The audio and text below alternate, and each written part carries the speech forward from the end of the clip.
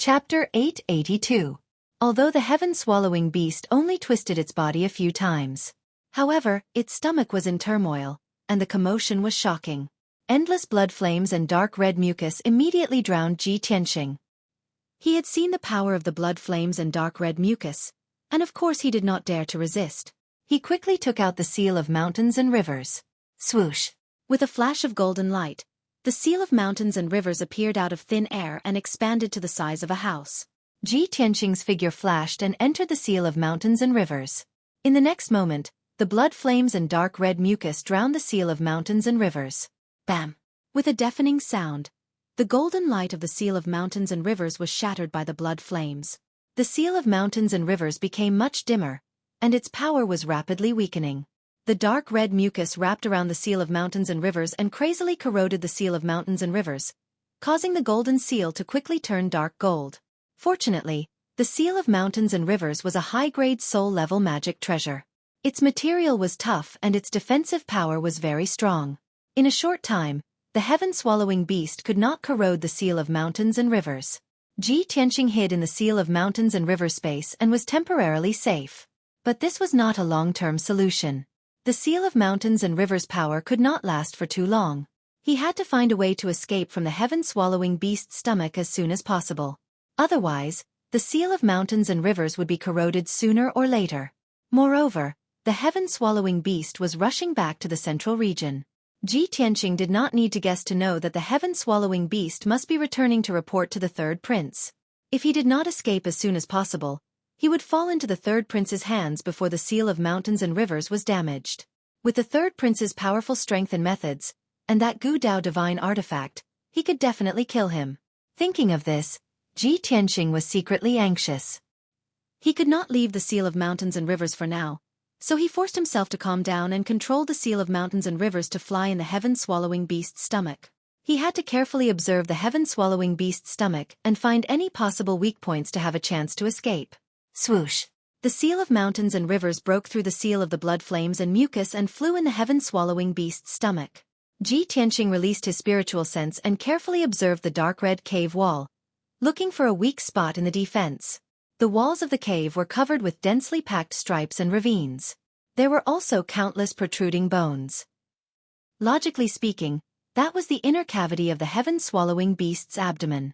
It should be the weakest part of its defense. However, Ji Tianxing had already tried just now. Even if he used the Sword of Judgment, he still couldn't pierce through it. He could only leave a wound that wasn't too serious. In the short span of 100 breaths, the heaven-devouring beast used its powerful self-healing ability to rapidly heal that wound. Seeing this result, Ji Tianxing could only temporarily give up on the idea of attacking.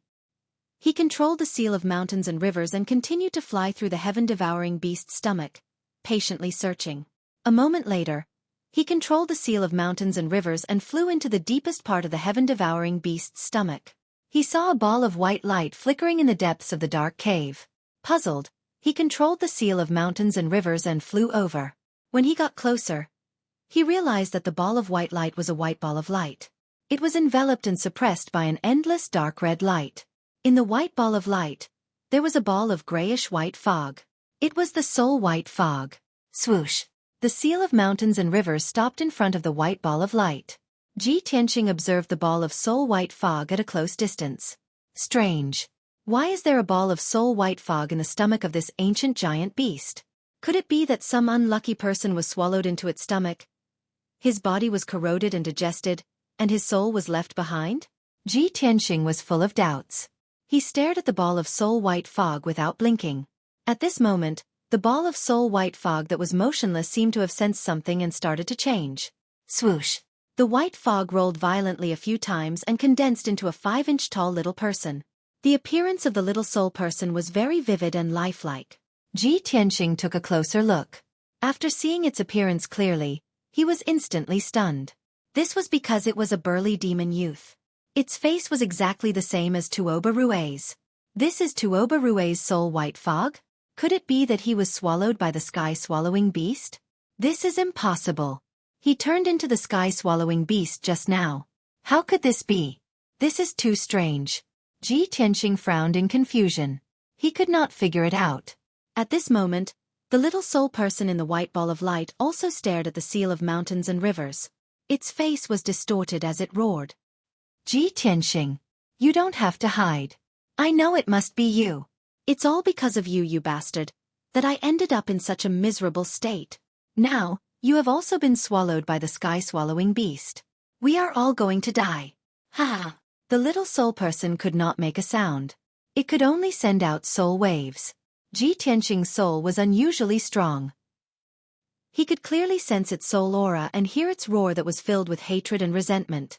He immediately frowned and thought to himself, so this giant beast is the legendary sky-swallowing beast. This kind of ancient beast was said to be able to devour everything. It was easy for it to swallow the mountains and rivers within a radius of 100 miles. When the sky-swallowing beast grows to its peak, it is comparable to a primordial soul realm expert. It can overturn rivers and seas and create chaos. This ancient beast only exists in the buried star sea. I know. Long Zitian went to the buried star sea to find the sky-swallowing beast. Although Ji Tianxing had never seen the sky-swallowing beast before, he had heard of the legends. Now, not only did he know the identity of this giant beast, but he also saw how terrifying the sky-swallowing beast was. At the same time, he finally understood why the third prince had gone to the buried star sea. I didn't expect that bastard Long Zitian to find the sky-swallowing beast in the buried star sea. It's a pity that he didn't die in the buried star sea. Ji Tianxing cursed the third prince with a heart full of hatred. He wished he could tear the third prince into pieces. He quickly calmed down and stared at Tuoba Rue in the white ball of light. He asked in a low voice, Tuoba Rue, what is going on? Didn't you merge with the sky-swallowing beast? Why is your soul trapped here? Tuoba Rue stared angrily at the seal of mountains and rivers and remained silent. Ji Tianxing frowned and asked in a low voice, Tuoba Rue, aren't you Long Zitian's subordinate? Isn't this Long Zitian's scheme? If I'm not wrong, Long Zitian must have gone to the buried star sea to capture the sky-swallowing beast. He then borrowed the power of the origin of all venomous insects and used a secret technique to merge you with the sky-swallowing beast. When you merge with the sky-swallowing beast, you will become stronger and easier for Long Zitian to control and work for him. Ji Tianxing spoke frankly with assurance. His tone was calm and confident, containing an unquestionable certainty. However, before he could finish, Tuoba Rue interrupted him and shouted angrily, Bullshit! You self-righteous fool! What do you know? How can you imagine Long Zitian's savagery and viciousness? With your strength and intelligence, how can you fight him? You are dead. We will all die. Chapter 883. Tuoba Rue's anger and resentment made Ji Tianxing vaguely understand one thing. It seems like Tuoba Rue didn't merge with the sky-devouring beast willingly. If that's the case, Long Zitian must have used Tuoba Rue as a sacrifice to achieve his goal. Ji Tianxing sensed an opportunity and took the opportunity to get information from Tuoba Rue. Tuoba Rue, you have such strength at such a young age and you even merged with the sky-devouring beast. It seems like Long Zitian thinks highly of you. You should be happy that you merged with the sky-devouring beast and became so strong. Why are you so angry with Long Zitian? Think highly of my ass. Tuoba Rue stared at Ji Tianxing angrily and growled, You idiot. You don't know anything and you're talking nonsense here. I'm really curious. With your strength and intelligence, how did you destroy the Duanmu family and escape from Long Zitian's attack? Ji Tianxing looked at him calmly. He was neither angry nor retorted. Tuoba Rue's reaction made him feel more and more interested. There must be more to it. Therefore, he said to Tuoba Rue, it seems like you hate Long Zitian a lot. Did he force you to sacrifice yourself and let the sky-devouring beast devour you? Tuoba Rue was silent and refused to answer this question. Ji Tianxing was even more certain of his guess. He continued, Now that you're only left with a soul, there's nothing you can do other than complain and vent your anger. You hate Long Zitian, but you can't do anything to him. You have no chance to take revenge. You can only wait for death. Indeed, his words hit Tuoba Rue's weak point. Tuoba Rue immediately calmed down. Tuoba Rue was no longer angry. He stared at the seal of mountains and rivers and asked in a low voice, Ji Tianxing, what are you trying to do? Are you trying to say that I'm a failure? Humph. So what if I'm only left with a soul and can only wait for death? Aren't you the same? You're also going to die. What right do you have to laugh at me? Ji Tianqing chuckled and said confidently, hee hee. Tuoba Rue, you're wrong. I'm different from you. A mere heaven-devouring beast can only trap me temporarily, but it's absolutely unable to do anything to me. If I were to risk my life to break out of this encirclement, I would definitely be able to escape from here. As for you, you don't even have the qualifications to fight for your life. Tuoba Rue fell into silence again, unable to refute. Ji Tianqing smiled and asked, Tuoba Rue, do you want revenge? Although his tone was very calm, it was not exciting. However, to Tuoba Rue, it was filled with a bewitching power. After a moment of silence, it finally opened its mouth and asked in a low voice, yes, of course. Long Zai Tian took me in as his adopted son, and I respected him greatly. I listened to his every word, but from the very beginning, he treated me as a chess piece and raised me. In order to realize his grand ambition, he didn't care about the lives of others and used the celestial blood fusion technique to refine me into a celestial puppet. It won't be long before my soul is completely fused with the heaven-devouring beast. At that time, I will become a puppet of Tiandu, which is even more terrifying than death. Celestial blood fusion technique? Celestial puppet? Ji Tianqing raised his eyebrows and thought to himself, I have never heard of this secret technique. Could it be a secret technique of the Gu Dao? Tuoba Rue stared at the seal of mountains and rivers and asked in a low voice, Ji Tianqing, even if I want revenge, what does it have to do with you? Can you help me take revenge? Why do you want to help me? How can you help me take revenge? Ji Tianqing smiled silently and said in a playful tone, You even need someone else's help to take revenge. You are so pitiful. Tuoba Rue's expression changed, and he roared angrily, Ji Tianqing, you dare to trick me? No. Ji Tianqing shook his head and said calmly, If you want revenge, sure. However, I will not help you. We will work together. Work together? Tuoba Rue was stunned and thought about it silently. Ji Tianqing did not give him time to think and continued. Tuoba Rue, you have no choice. If you want revenge, you can only work with me. Don't worry, as long as we can get out of here, I will kill Long Zaitian sooner or later. Tuoba Rue hesitated and said in a low voice, Not only that, you have to kill the heaven-swallowing beast. I want my body back. Hee hee. Ji Tianqing sneered contemptuously, You think too much. What can you do for me? Why should I help you kill the heaven-swallowing beast? Tuoba Rue's face was full of anger and he explained, The heaven-swallowing beast has not completely merged with me. My soul is connected to it. If I fight back, I can restrain it and weaken its strength. Only then will you have a chance to escape.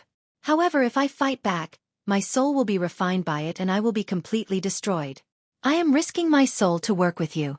Shouldn't I be rewarded? Ji Tianqing thought for a while and said with a smile, What you said is not without reason.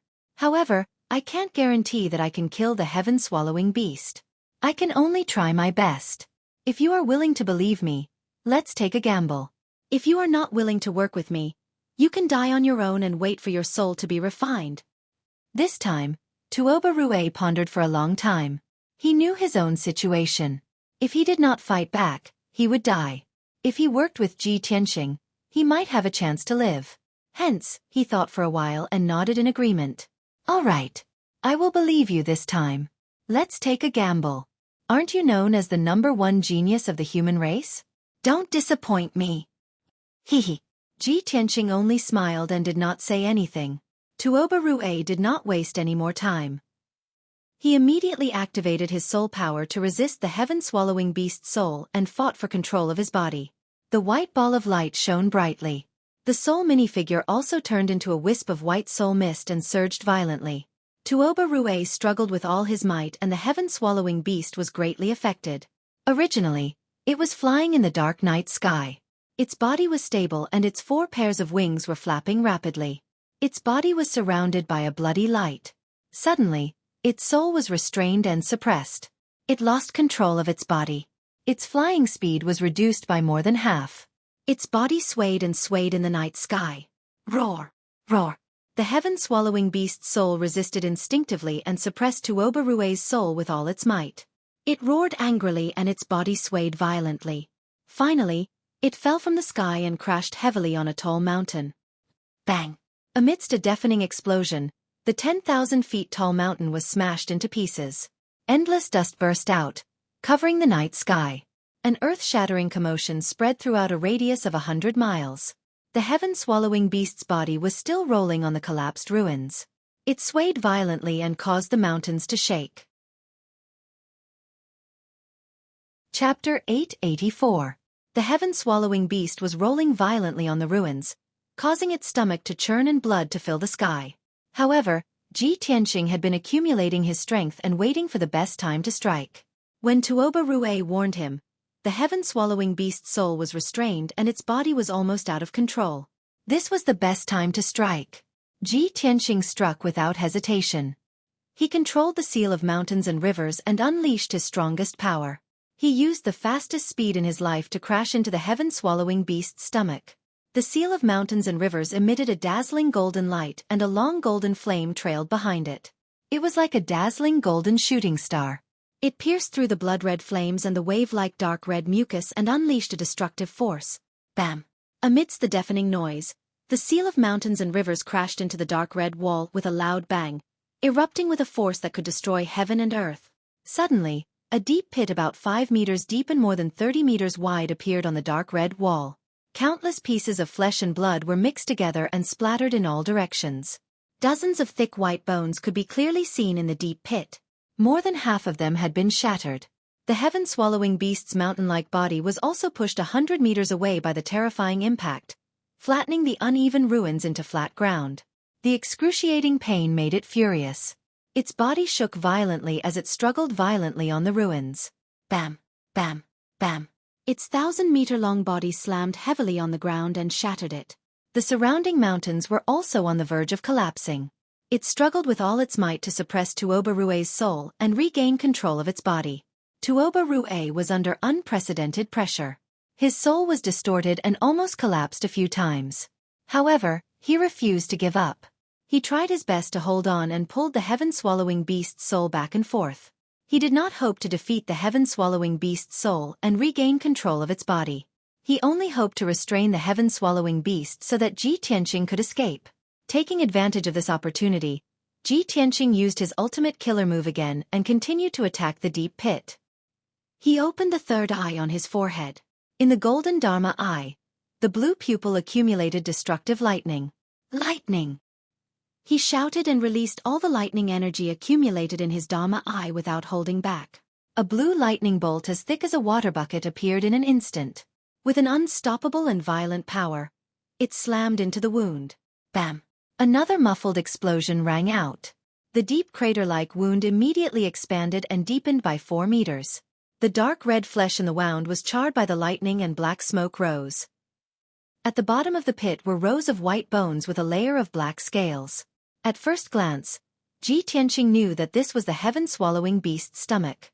As long as he could break through that row of bones and scales, he would be able to blast a hole through the heaven-devouring beast's stomach and escape. Sword. He did not care about the consumption of his vital essence at all. Once again, he took out the sword embryo, which transformed into a giant golden sword that was 30 meters long. The giant sword glowed with a dazzling golden light. Accompanied by a pair of golden wings, it exploded with a power that could pierce through everything and viciously slammed into the wound. Boom! The sword of judgment hit the bones and scales at the bottom of the wound, and a loud thud was heard. Hundreds of bones shattered on the spot, turning into white bone dregs. Mixed with the broken scales, they flew into the dark night sky outside. The heaven-swallowing beast's stomach was finally blasted through. That wound had become a huge hole with a radius of 10 meters. Through the hole, he could clearly see the ruins and the night sky outside. It's finally done.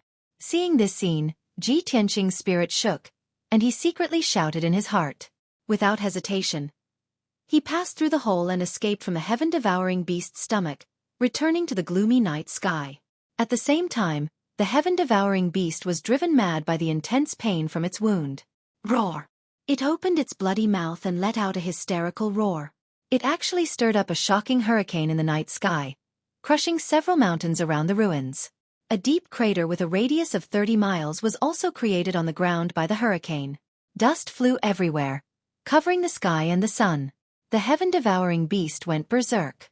Its soul power exploded to the extreme, and it desperately suppressed Tuoba Rue. Tuoba Rue could not resist at all. His soul was suppressed until it trembled and shattered. He was no match for the heaven-devouring beast. His soul quickly shattered and was quickly devoured by the heaven-devouring beast. At the moment when his soul was about to be destroyed, he let out a desperate soul roar. Ji Tianxing, remember your promise. You must kill Long Zitian. Otherwise, I won't let you go even if I become a ghost. After he roared this sentence, his soul completely collapsed and turned into wisps of white soul mist, which was immediately devoured by the heaven-devouring beast. The heaven-devouring beast regained control of its body and let out an excited roar. Its soul was devouring Tuoba Rue's soul. Its body twisted a few times, and it flapped its wings and flew back into the night sky. The thick mucus and bloody flames in its stomach immediately flowed out of the hole in its stomach and scattered on the ruins and the ground. The night sky was illuminated by the dark red light. The thick dark red mucus corroded the ground into black powder, and poisonous smoke rose into the sky. Ji Tianxing stood thousands of feet high in the sky and looked down at the scene below. He frowned and his expression was very serious. He was very clear that Tuoba Rue's soul had been refined by the heaven-devouring beast and was completely destroyed. He looked at the heaven-devouring beast with a serious expression and thought to himself, Tuoba Rue, although you are Long Zitian's adopted son, you were once my enemy.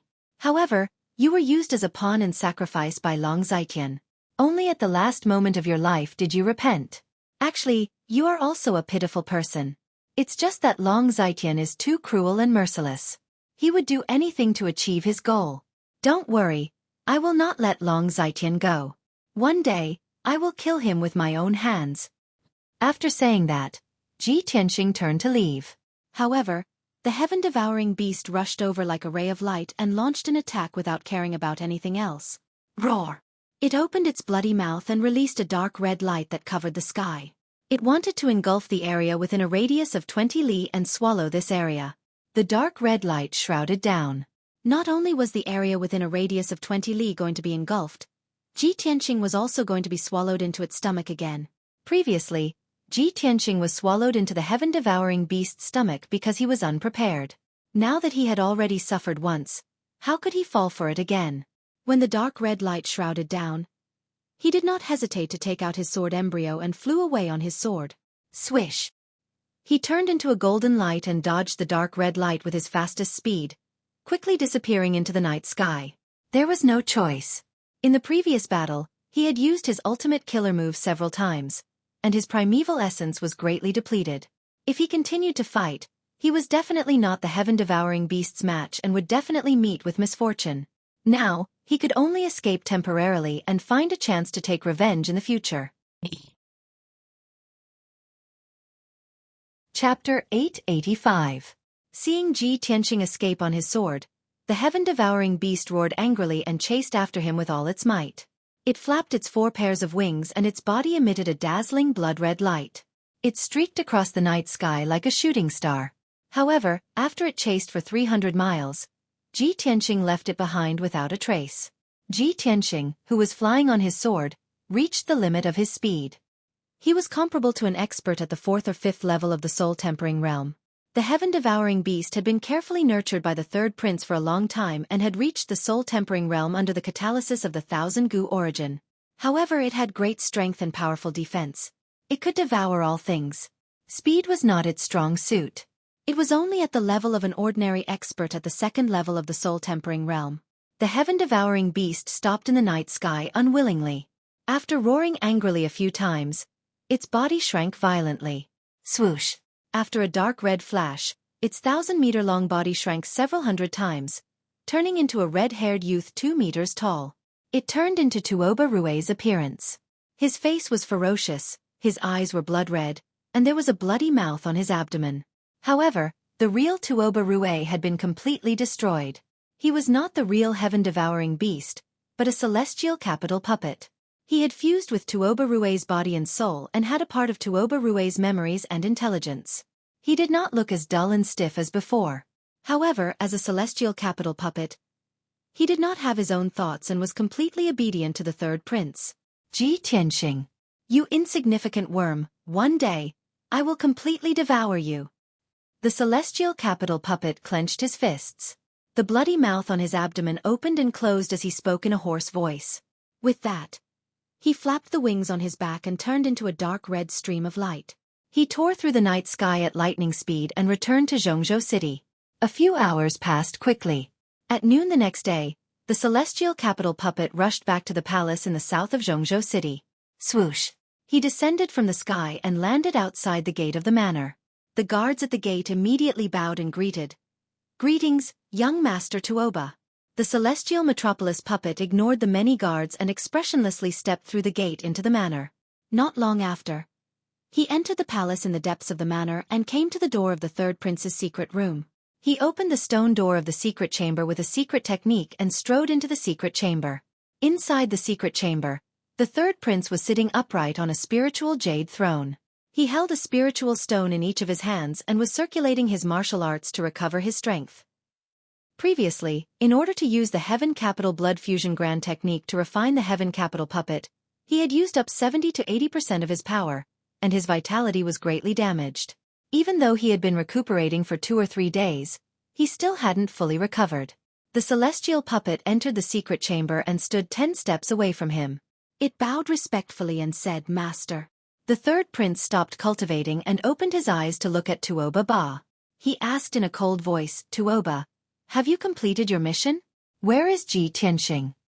The celestial puppet revealed an ashamed expression. It lowered its head and said, "Reporting to Master, this subordinate has failed in his task and allowed Ji Tianxing to escape." That little bastard actually escaped? The third prince's expression changed and he frowned fiercely. The celestial puppet didn't dare to hide anything, and hurriedly reported what had happened last night in detail. After the third prince finished listening, his expression became more and more serious. His eyes surged with intense anger and hatred. "I have just refined the celestial puppet, and this is the first time I used this secret weapon. It actually failed in its task and allowed Ji Tianxing to escape. Tuoba Rue, this bastard, I have raised him for more than 10 years in vain. I didn't expect him to be an ingrate. He is only left with his soul, but he actually colluded with Ji Tianxing and joined forces to resist. His death is not regrettable." The celestial puppet felt the third prince's anger and murderous intent. It lowered its head in reverence and didn't dare to make a sound. After a moment, when the third prince's anger dissipated a little, it opened its mouth and said, "Master, this subordinate has disappointed you." However, this subordinate saw the direction Ji Tianxing escaped in. It seems to be towards Cloud Spirit Palace. "Master, please don't worry. This subordinate will go to Cloud Spirit Palace and set up an ambush. This time, we will definitely be able to capture Ji Tianxing." The celestial puppet had a certain level of intelligence. Although its intelligence wasn't very high, it at least knew how to make up for its mistakes. The third prince waved his hand and said expressionlessly, "No need. You have already failed once. It's useless to set up an ambush now. He will definitely be alert. This operation is just a test. It doesn't matter if it fails. At least, the celestial puppet's power and effect have already reached my expectations. It will be of great use in the future." The celestial puppet respectfully cupped its hands and asked, "Master, how should we deal with Ji Tianxing?" The third prince said with a gloomy face, "Let him live for a few more days. After I have completely removed the hidden dangers in my body and my strength has recovered to its peak, I will personally kill him. There is still a month until his wedding with Yun Yao. When the time comes, I will turn his wedding into a funeral.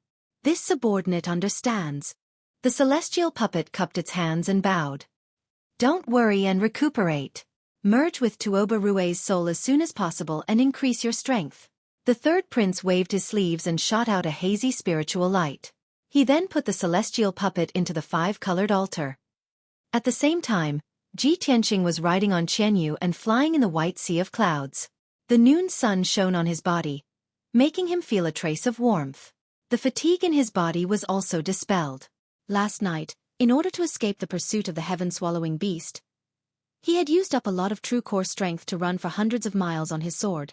In addition, he had used his trump card several times during his journey. More than half of the true core strength in his body had been used up. Now his strength was very weak. He only had about 40% of his combat strength left. If the heaven-swallowing beast caught up with him again, he would definitely not be its match. Long Zitian, that bastard, actually used the origin of all poisonous insects and sorcery to cultivate the heaven-swallowing beast. He is so vicious and cruel that it makes one's hair stand on end. Luckily, he only sent the heaven-swallowing beast and didn't come to kill me personally. Otherwise, I wouldn't have been able to escape last night. Ji Tianqing murmured in a low voice. His face was still gloomy and his eyes were filled with murderous intent. As Chen Yu flew, he said to him, "Old Ji, the third prince has been using all kinds of tricks against you. You are in the open and he is in the dark. This way, you are in a very passive situation. Doesn't Long Yunxiao have a grudge against him? Why do you have to fight alone? I suggest you talk to Long Yunxiao. Maybe the two of you can work together to deal with the third prince. With your strength and methods, and Long Yunxiao's power, you might be able to kill him." Ji Tianqing nodded and said calmly, "Chen Yu, even if you didn't remind me, I also had this idea. However, I have to go to Cloud Spirit Palace first. When I return to the Imperial residence, I will discuss this with Long Yunxiao."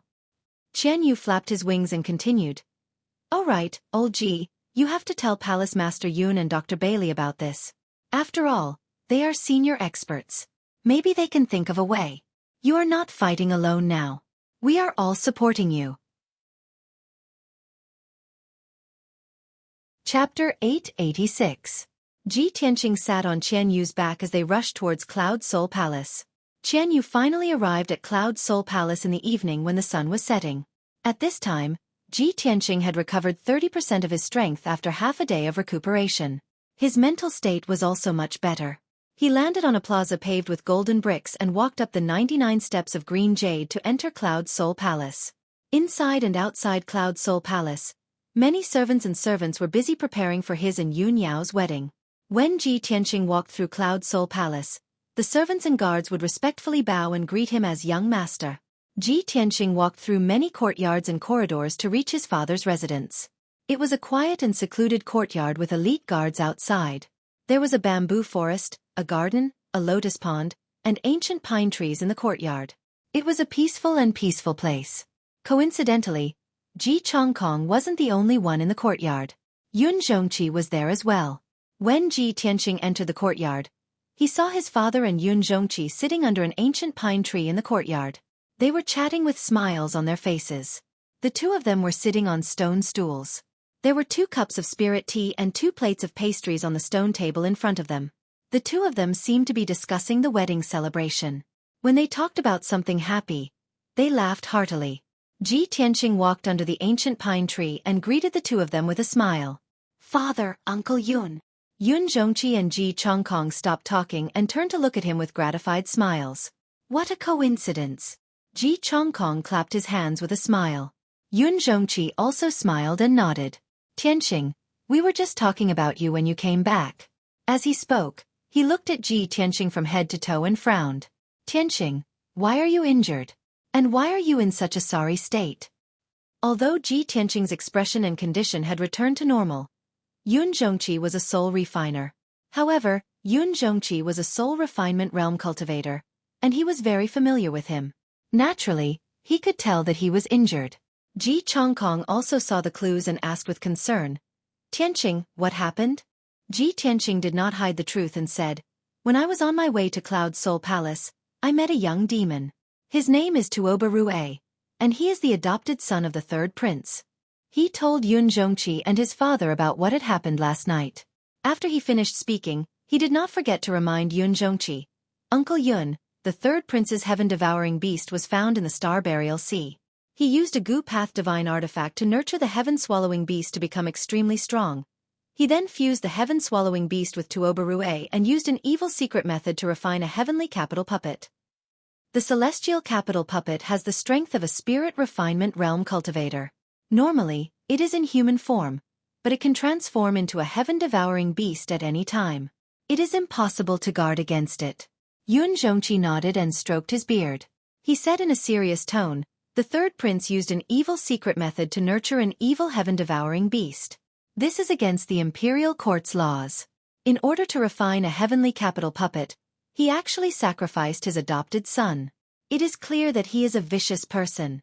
Fortunately, Tianqing, You are blessed by the heavens and managed to escape successfully. I will write a memorial and send it to the imperial court as soon as possible. I will hand it to the imperial emperor and ask him to investigate this matter." Ji Tianqing sighed and said in a serious tone, "The third prince naturally understands the imperial court's laws. If he dares to do this, he must have something to rely on. He is not afraid of being punished by the imperial emperor." Yun Zhongqi said in a dignified tone, "No matter what, I will report him and give him a warning." Ji Tianqing nodded in agreement and did not talk about this matter anymore. He looked at his father, Ji Chongkong, and said, "Father, I came to Cloud Soul Palace this time mainly to visit you. Also, I have to bring you back to the Imperial Emperor residence." Ji Chongkong nodded and said calmly, "Tianqing, my body is fine and my strength has increased. Cultivating in Cloud Soul Palace is twice the result with half the effort. As for going to the Imperial Emperor residence, I have already considered it. According to the rules, it is indeed not suitable for me to stay in Cloud Soul Palace. However, the Imperial Emperor residence is a martial arts holy land. The rules are strict and there are many things to pay attention to. I am not willing to go to the Imperial Emperor residence to avoid causing trouble and criticism for you." But Ji Tianqing frowned slightly and was about to persuade his father. At this moment, Yun Zhongqi waved his hand at him and said, "Tianqing, your father is used to living here. It will be inconvenient for him to go to the Imperial Emperor residence with you. Moreover, Cloud Soul Palace is very far from Zhongzhou City. You have already been ambushed by the heavenly capital puppet on the way here. If you bring your father back to Zhongzhou City and encounter another ambush on the way, won't it be even more dangerous? Don't persuade your father. Just let him stay in Cloud Soul Palace. We are all martial arts aristocratic families, not ordinary people. There is no need for us to adhere to complicated formalities." Since Ji Tianqing was unwilling to go to the Imperial Emperor residence and Yun Zhongqi had also spoken up to persuade him, Ji Tianqing did not say anything else and nodded in agreement. He chatted with his father and Yun Zhongqi for a while before leaving the small courtyard to visit his master, Divine Dr. Bailey. He would rest in Cloud Soul Palace for 2 days before returning to the Imperial Emperor residence. In the western part of Zhongzhou, in the Demon Imperial Court. In the depths of the Imperial Court, there was an exquisite and luxurious palace called the Bright Light Palace. This palace was newly built a few months ago. It was the palace of the Demon Princess. At this moment, in a spacious and bright room, there were 2 extremely beautiful and noble demon clan women sitting at a table and chatting. One of the women looked to be about 30 years old. She wore a moon-white long dress and exuded a noble and graceful aura. She was tall and slender, and she had long silver hair that reached her waist. There was also a diamond-shaped silver mark on her forehead. She was the Spirit Star Demon Empress of the Demon Imperial Court. She was also the birth mother of Kuan Wu and Ji Ku. The demon clan girl sitting next to the Spirit Star Demon Empress was about 16 or 17 years old. She wore a fiery red long dress. Her face was extremely beautiful, and her clear eyes were very lively. She was the Demon Imperial Court's princess, Ji Ku. The Spirit Star Demon Empress was holding on to Ji Ku's hand. She had an amiable smile on her face as she spoke in a gentle tone. "Cuckoo, you must have suffered a lot after cultivating in seclusion for over 2 months, right? Mother has prepared a few elixirs for you. Remember to take them later." Ji Ku nodded and said with a smile, "Thank you, Imperial Mother. Although the cultivation was tough, my strength improved very quickly.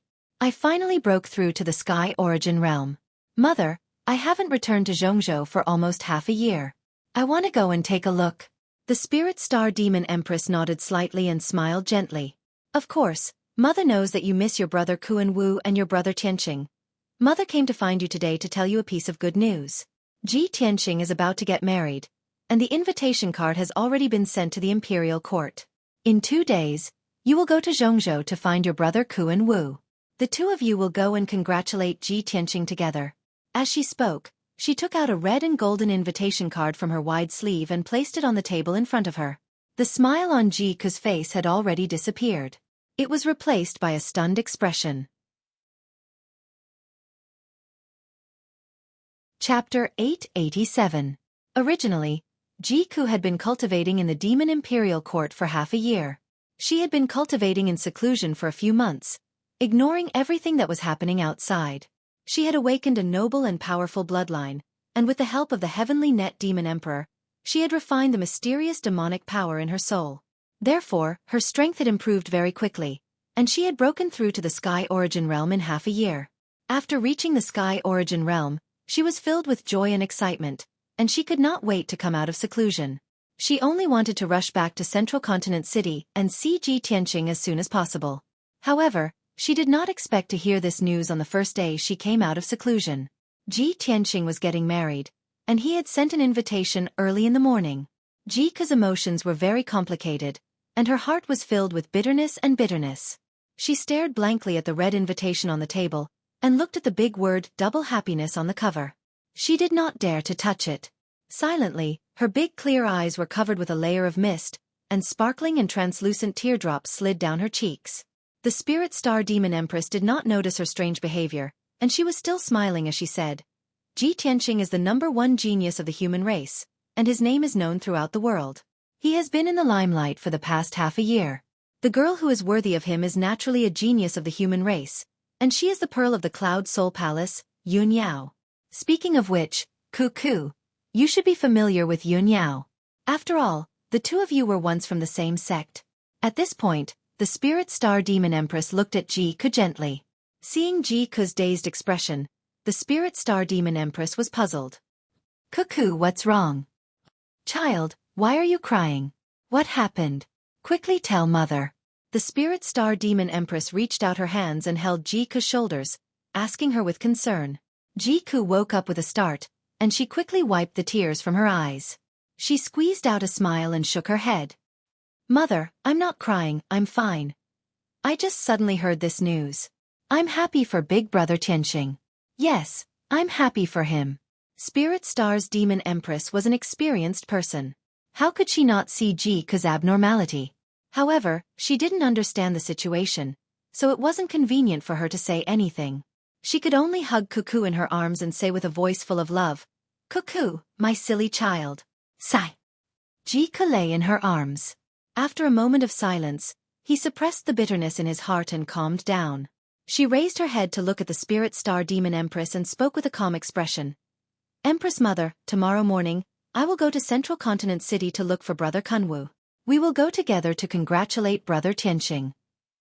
Spirit Star Demon Empress nodded and said earnestly, Yes, that's what I should do. You must let Kunwu accompany you. Don't be impolite. After all, you are now the princess of the demon race. Your every word and action represents the imperial court of the demon race. Spirit Star's Demon Empress had vaguely guessed something and understood something. That was why she had instructed Jiku. However, Jiku was absent-minded and didn't listen to her words. He only nodded silently. Spirit Star's Demon Empress tried to persuade him in a roundabout way before leaving Zhaohua Palace. It was a silent night. The next morning, Jiku left the demon race imperial court alone. She climbed up the sky-soaring tower and used the mother-child sky-soaring shuttle to return to Kunwa's manor outside Central Continent City. There were many demon race guards and maids in the magnificent manor. However, Kunwu wasn't in the manor. Jiku asked the guards and found out that Kunwu had always been in the monarch residence. Thus, she asked the guards to report to the monarch residence and inform Kunwu. Kunwu only rushed back to the manor from the monarch residence in the evening. When he returned to the manor, he couldn't wait to rush to Jiku's residence. After seeing Jiku, he sized up Jiku and instantly revealed a gratified smile. Cuckoo, you finally came out of seclusion. I didn't expect you to break through to the Sky Origin Realm so quickly. You're only 18 years old and you've already reached the Sky Origin Realm. You've even surpassed Big Brother. You're our race's #1 genius. Jiku's exceptional talent and rapid growth shocked Kunwu, but he was also happy for her. However, Jiku wasn't in high spirits and couldn't feel happy at all. She looked at Kunwu and bowed slightly. Big Brother Kunwu, you're back. Cuckoo, what's wrong? Why are you unhappy? Kunwu walked to her side and sat down, asking with concern. Jiku shook her head and forced out a smile. No, I'm not. How am I unhappy? Big Brother Kunwu, after I came out of seclusion yesterday, Imperial Mother gave me an invitation card and said that Big Brother Tianqing is going to get married. Kunwu smiled and nodded. That's right. Ji Tianqing is going to marry Yun Yao. The wedding date is set for the 9th of next month. At that time, They will hold a grand banquet in Central Continent City. This news has already spread throughout Central Continent and the entire world knows about it. Cuckoo, Tianqing is your elder brother and Yunyao is your senior sister. You must be happy for them, right? Jike nodded lightly and asked, Big brother Kunwu, then can you accompany me to Tianqing Palace to see Big brother Tianqing and congratulate him? Kunwu was startled and explained, Cuckoo, Ji Tianqing hasn't been in the Monarch Palace for the past 2 days. He seems to have gone to Cloud Soul Palace to handle some matters. You can stay here for now. When he returns to the Monarch Palace, I'll accompany you to see him. How about that? A hint of disappointment flashed through Jike's eyes. She didn't say anything and nodded in agreement. After that, Kunwu chatted with her for a while before bidding farewell and leaving. After Kunwu left, she also left the manor and entered Central Continent City alone. She secretly rushed to the Forest of Divine Monuments. She waited in the Forest of Divine Monuments for a long time before a few guards from the Monarch Palace arrived. She took out a letter and handed it to one of the guards. She asked him to pass the letter to Tianqing Palace. After the guards entered the Monarch Palace, she turned around and left the Forest of Divine Monuments. She returned to the manor outside the city and waited patiently. Unknowingly, for days passed. Ji Tianqing rested in Cloud Soul Palace for 2 days. His strength and mental strength had recovered to their peak.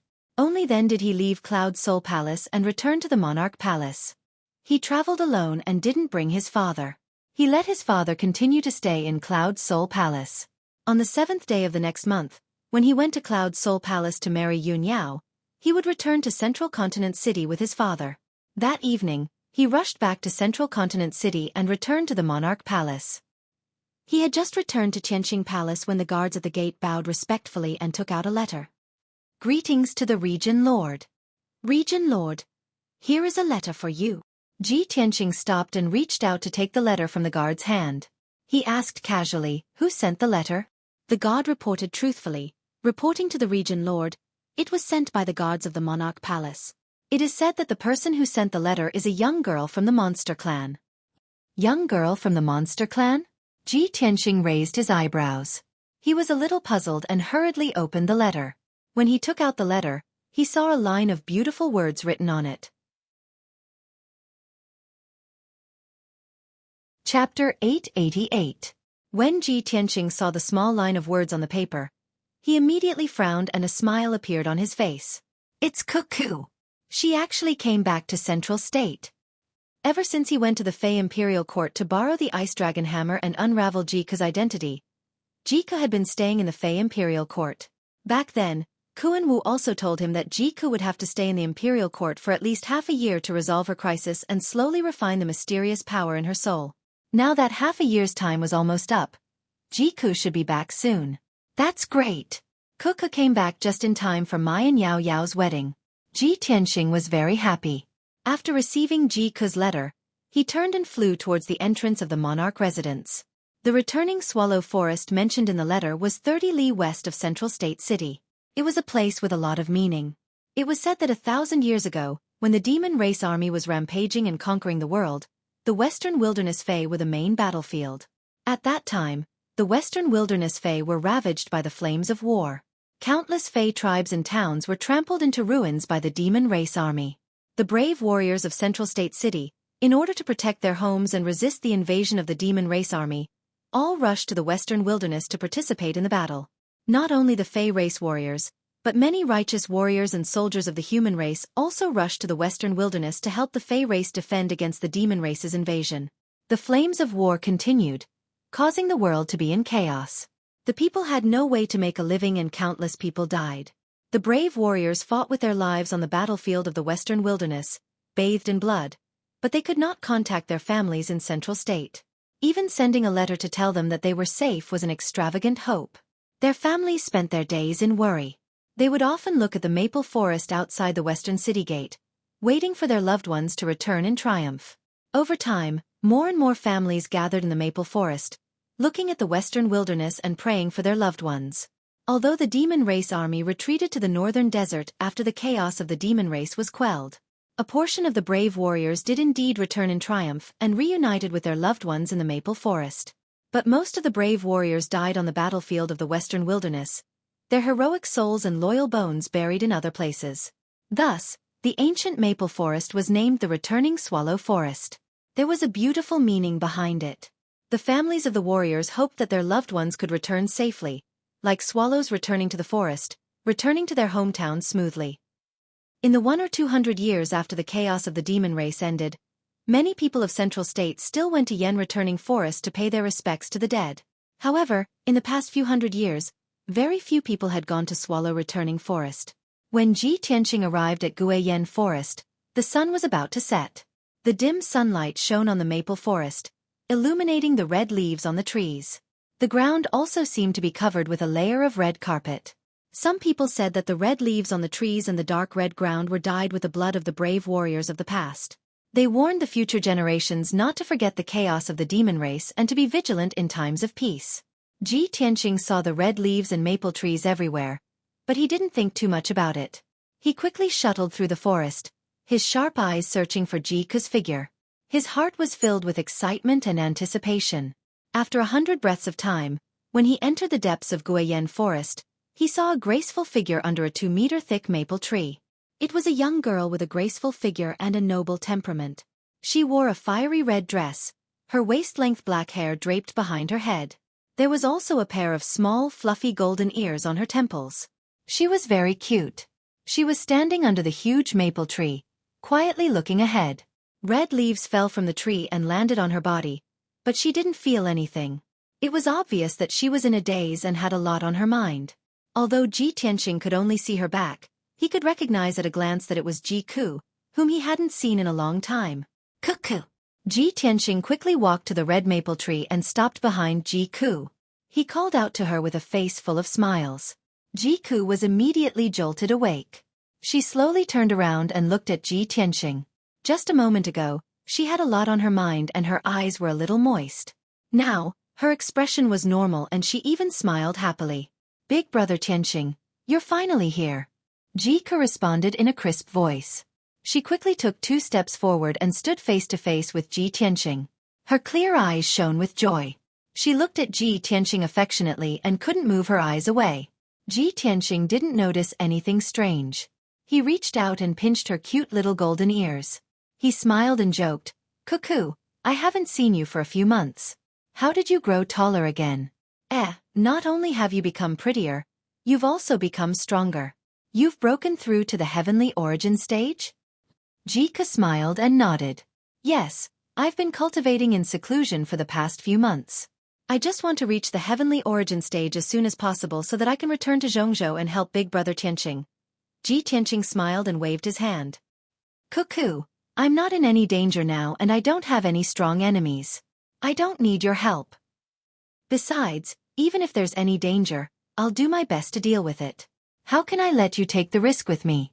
Even if I'm willing, Kuan Wu and your parents won't." He was joking with Jiku, just like he used to do in the past to make her happy. However, Jika's smile was a little forced. She only nodded and didn't say anything. Disappointment flashed across her eyes and she felt even more bitter. She thought to herself, even if I cultivate desperately and reach the heavenly origin stage, I still won't be able to help big brother Tianqing. I'll still be a burden. At this moment, Ji Tianqing smiled and said, "Cuckoo, you've come back at the right time. On the 9th of next month, big senior sister and I will be getting married. When the time comes, you must come to our wedding. We haven't seen you for a long time and we all miss you." As Ji Tianqing spoke, he noticed that Jike's expression was a little strange. Jike gazed at him with deep affection. Although there was a smile on her beautiful face, her clear eyes were covered with a layer of mist. He hurriedly held Jike's shoulders and asked with concern, "Cuckoo, why are you crying?" Jike hurriedly turned her head to look elsewhere, not wanting him to see her reddened eyes.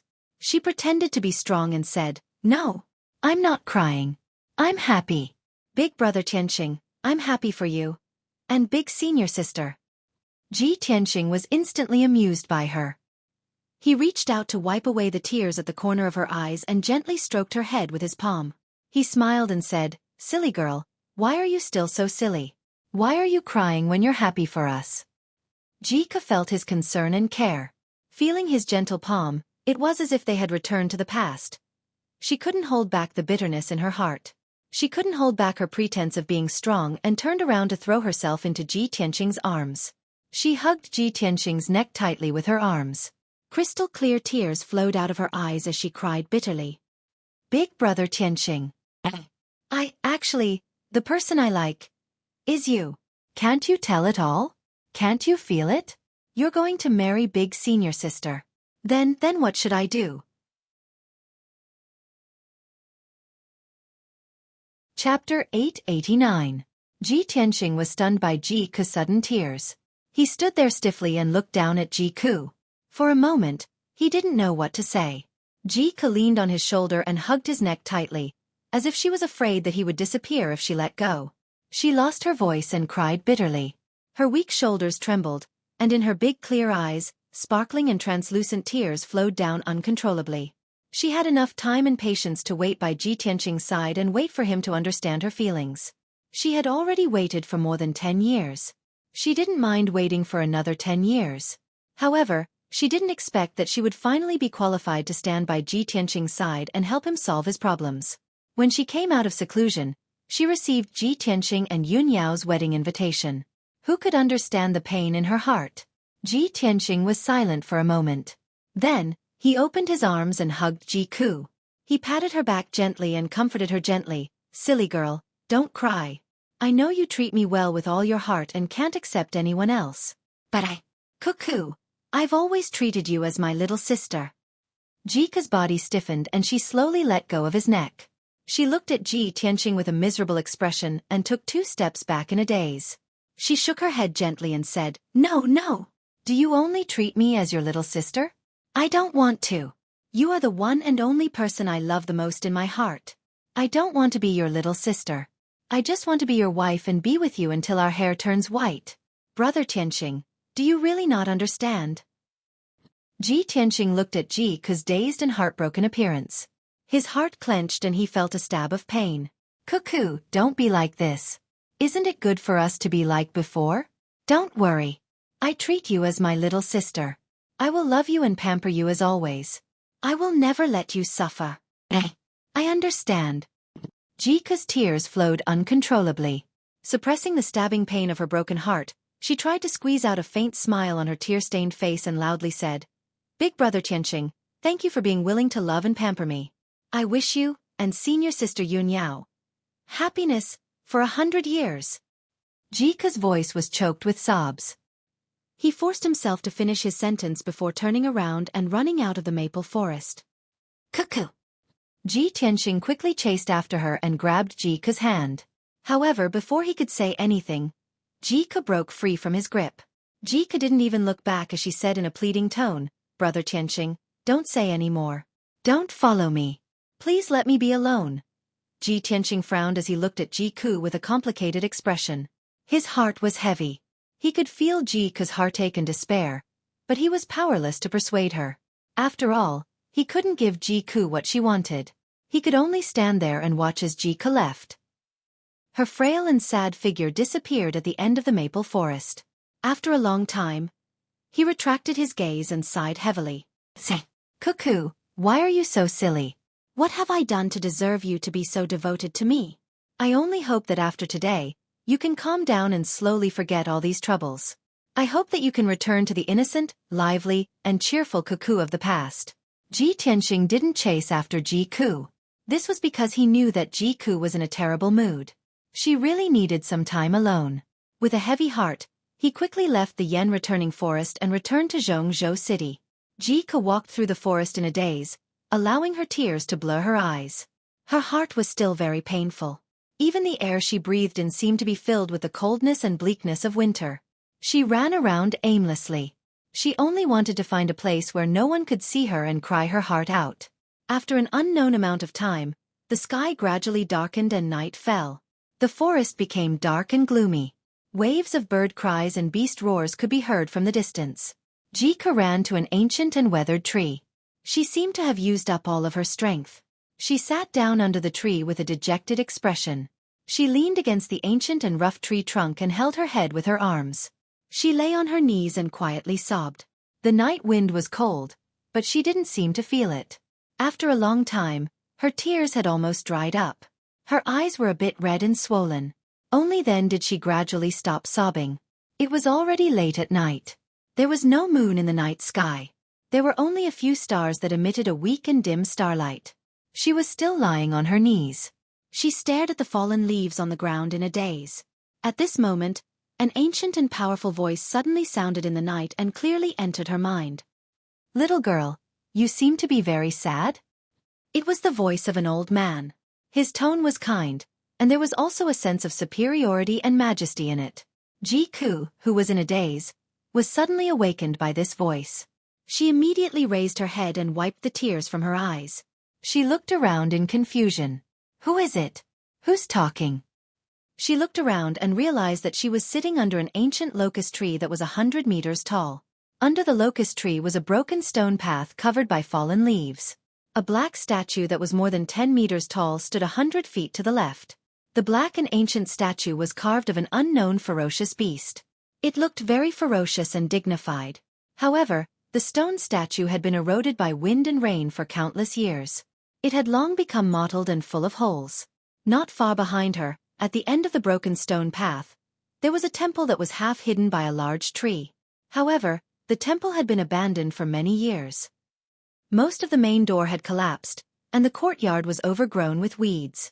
The beams, eaves and pillars were also covered with cobwebs and dust.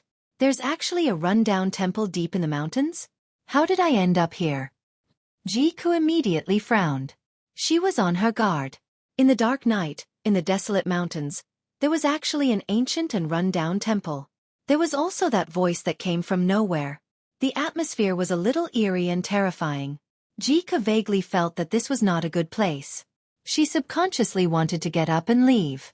However, at this moment, the dignified and kind old man's voice sounded in her mind again. "I can feel that your heart is like dead ashes. You're very sad and desperate. Tell me your story. Perhaps I can fulfill your wish." The old man's voice did not really exist. It was directly transmitted into Xueqi's mind. That voice contained some kind of special power that could calm a person's mind and soul, causing them to let down their guard and quickly relax. Xueqi was silent for a moment. For some reason, she stopped in her tracks and looked at the ancient statue not far away. She could sense that the old man's voice in her mind came from that statue. "Who are you? Why are you so mysterious? Why don't you dare to show yourself?" Chapter 890.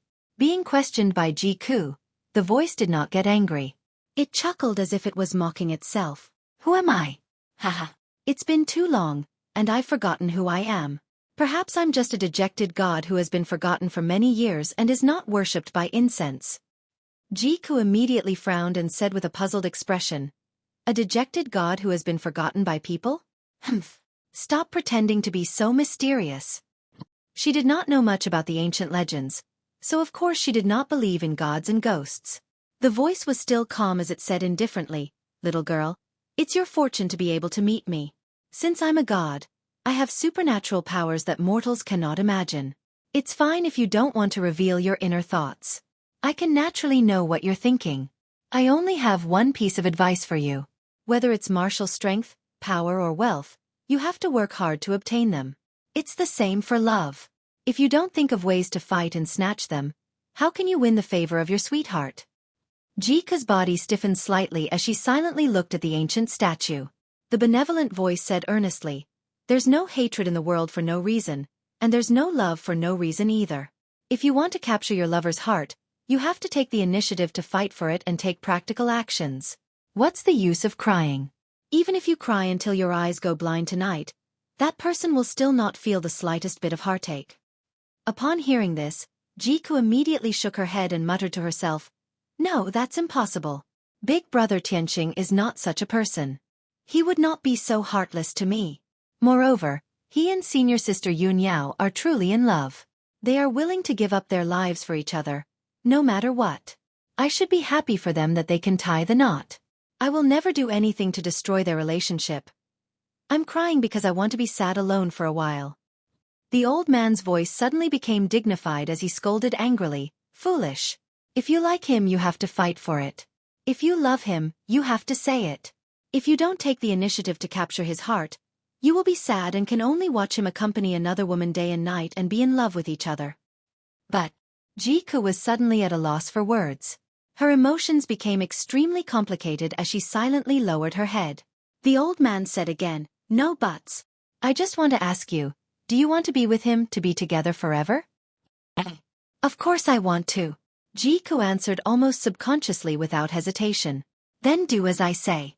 I guarantee that you will get what you want and your dream will come true." The old man's voice was sonorous and powerful. It contained an unquestionable dignity and an extremely strong soul-suppressing power. Jiku was caught off guard, and his soul power was weak. How could he resist? Her expression suddenly became dazed. Her clear eyes were filled with confusion, and her mind became a little blurry. Can you really help me fulfill my wish?" "Of course. I am a deity, omnipotent." The old man's voice was filled with confidence and majesty. Jika's mind and soul were silently suppressed. He was bewitched by the invisible spiritual energy and gradually lost himself. Her reaction became a little sluggish, and she asked with a dazed expression, "Then what should I do?" The voice said solemnly, "You just need to close your eyes and imagine the result you want, the scene in your dream, and immerse yourself in it." Jika seemed to be unable to control herself. She slowly sat down under the big tree, leaned against the ancient locust tree, and closed her eyes. Her expression was serene as she immersed herself in her beautiful fantasy. Soon, she entered the dreamland. The surroundings returned to silence, and the night grew darker as if nothing had happened. After Ji Tianqing returned to the monarch palace, he sat in his room for the entire night. The incident that happened in the evening kept replaying in his mind. Jika's heartbroken and tear-streaked face appeared in his mind again and again. His heart was in a mess. He felt both heartache and helplessness. At daybreak, he got up and left Tianqing Palace to rush to Kunwu Palace. "I wonder if Cuckoo came back last night? I hope she can calm down and stop being so sad. I have to talk to Kunwu later and ask him to help persuade Cuckoo." Although Ji Tianqing didn't know how to face Jiku, and it might be awkward if they met again, he was still worried. His heart was full of worry. He couldn't feel at ease until he saw Jiku. Not long after, he flew to Kunwu Palace and landed outside the main gate. After he explained the purpose of his visit to the guard led him into Kunwu Palace. He sat in the guest hall for a while before he saw Kunwu, who was wearing a white fox fur coat, striding into the hall. The two of them exchanged a few words when they met. He went straight to the point and asked, "Kunwu, did Cuckoo come back last night?" "Cuckoo?" Kunwu was startled and asked doubtfully, "Wasn't she always at Xingyu village outside the city? Did you meet her last night?" Hearing him say this, Ji Tianqing knew that Jiku didn't return to the monarch mansion. She most likely went back to Xingyu village. He frowned and said to Kunwu, "Kunwu, send a message to the people of Xingyu village. Did Cuckoo go back last night?" "Tianqing, what happened?" Kunwu realized that something was wrong and had a bad premonition. Ji Tianqing said with a serious expression, "I can't explain it to you for the time being. You send the message first." Kunwu didn't say anything else. He quickly took out a communication jade slip and sent a message to Xingyu village outside the city. After he sent the message, the two of them sat in the main hall and waited in silence. After about 7 minutes, a spiritual light flew from the sky and landed in front of Kunwu. Swoosh! The spiritual light flashed and a communication jade slip appeared in Kunwu's palm. He quickly used his spiritual sense to check the information in the jade slip. After reading it, his expression changed and he frowned. The people of Xingyu village replied, "Cuckoo left Xingyu village yesterday afternoon and never returned." Suddenly hearing this news, Ji Tianqing's expression immediately changed, and a deep sense of worry arose in his heart. "Oh no!" Kunwu's expression also became serious. He was full of doubts and worries. He quickly asked, "Tianqing, what happened? What happened to Cuckoo?" Ji Tianqing was silent for a moment. He could only explain to him, "Yesterday evening, Ku asked me to meet her at Guiyan Forest outside the city." He gave a simple explanation of what had happened. After hearing this, Kunwu was even more worried. He said anxiously, "Tianqing, how could you leave Cuckoo alone? If something happened to her?" Ji Tianqing was full of bitterness. He said in a low voice, "How could I follow her in that situation? Forget it. It's my fault. I'll go and find her now." After that, He bowed to Kunwu and stepped out of the main hall. Wait, I'll go with you. Kunwu quickly followed him. He said as he walked out, I'll send the order to send the guards of Xingyu village to find Xueqi together.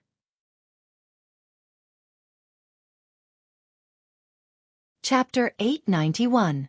Ji Tianqing and Kuan Wu left the monarch mansion and rushed to Guiyan forest outside the city to search for Ji Ku.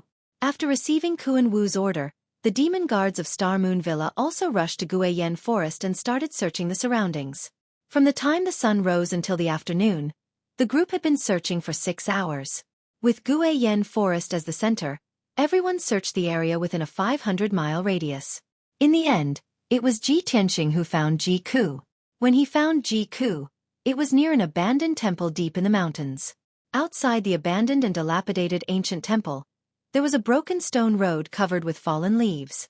On the left side of the road was an ancient black stone statue, and on the right side was an old locust tree that was 100 meters tall. Ji Ku was lying under the old locust tree, leaning against the rough tree trunk and sleeping peacefully. This unknown ancient temple was hidden deep in the mountains and had not been visited for many years. If Ji Tianqing had not been careful and used his spiritual awareness to detect Ji Ku's aura, it would have been difficult to find this place. After he found Ji Ku, he saw that Ji Ku was safe and sound. There were no injuries on her body and her life force was very stable. Only then did he heave a sigh of relief. However, he called out to Ji Ku several times, but he could not wake her up. Not long after, Kuan Wu also rushed over and landed under the old locust tree. Like Ji Tianqing, he saw that Ji Ku was safe and sound and felt relieved. However, Ji Ku's eyes were still closed and she was in a deep sleep. She did not react to anything around her. Kuan Wu saw that something was wrong and quickly shouted, "Cuckoo, what's wrong? Wake up." However, it was useless. Ji Ku was still in a deep sleep. Kuan Wu turned to look at Ji Tianqing and asked in a worried tone, "Tianqing, what's going on? How did Xueqi become like this?"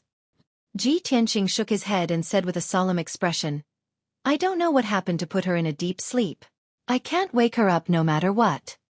As he spoke, he carefully observed his surroundings and used his spiritual sense to explore the ancient temple not far away. In the end, everything was normal.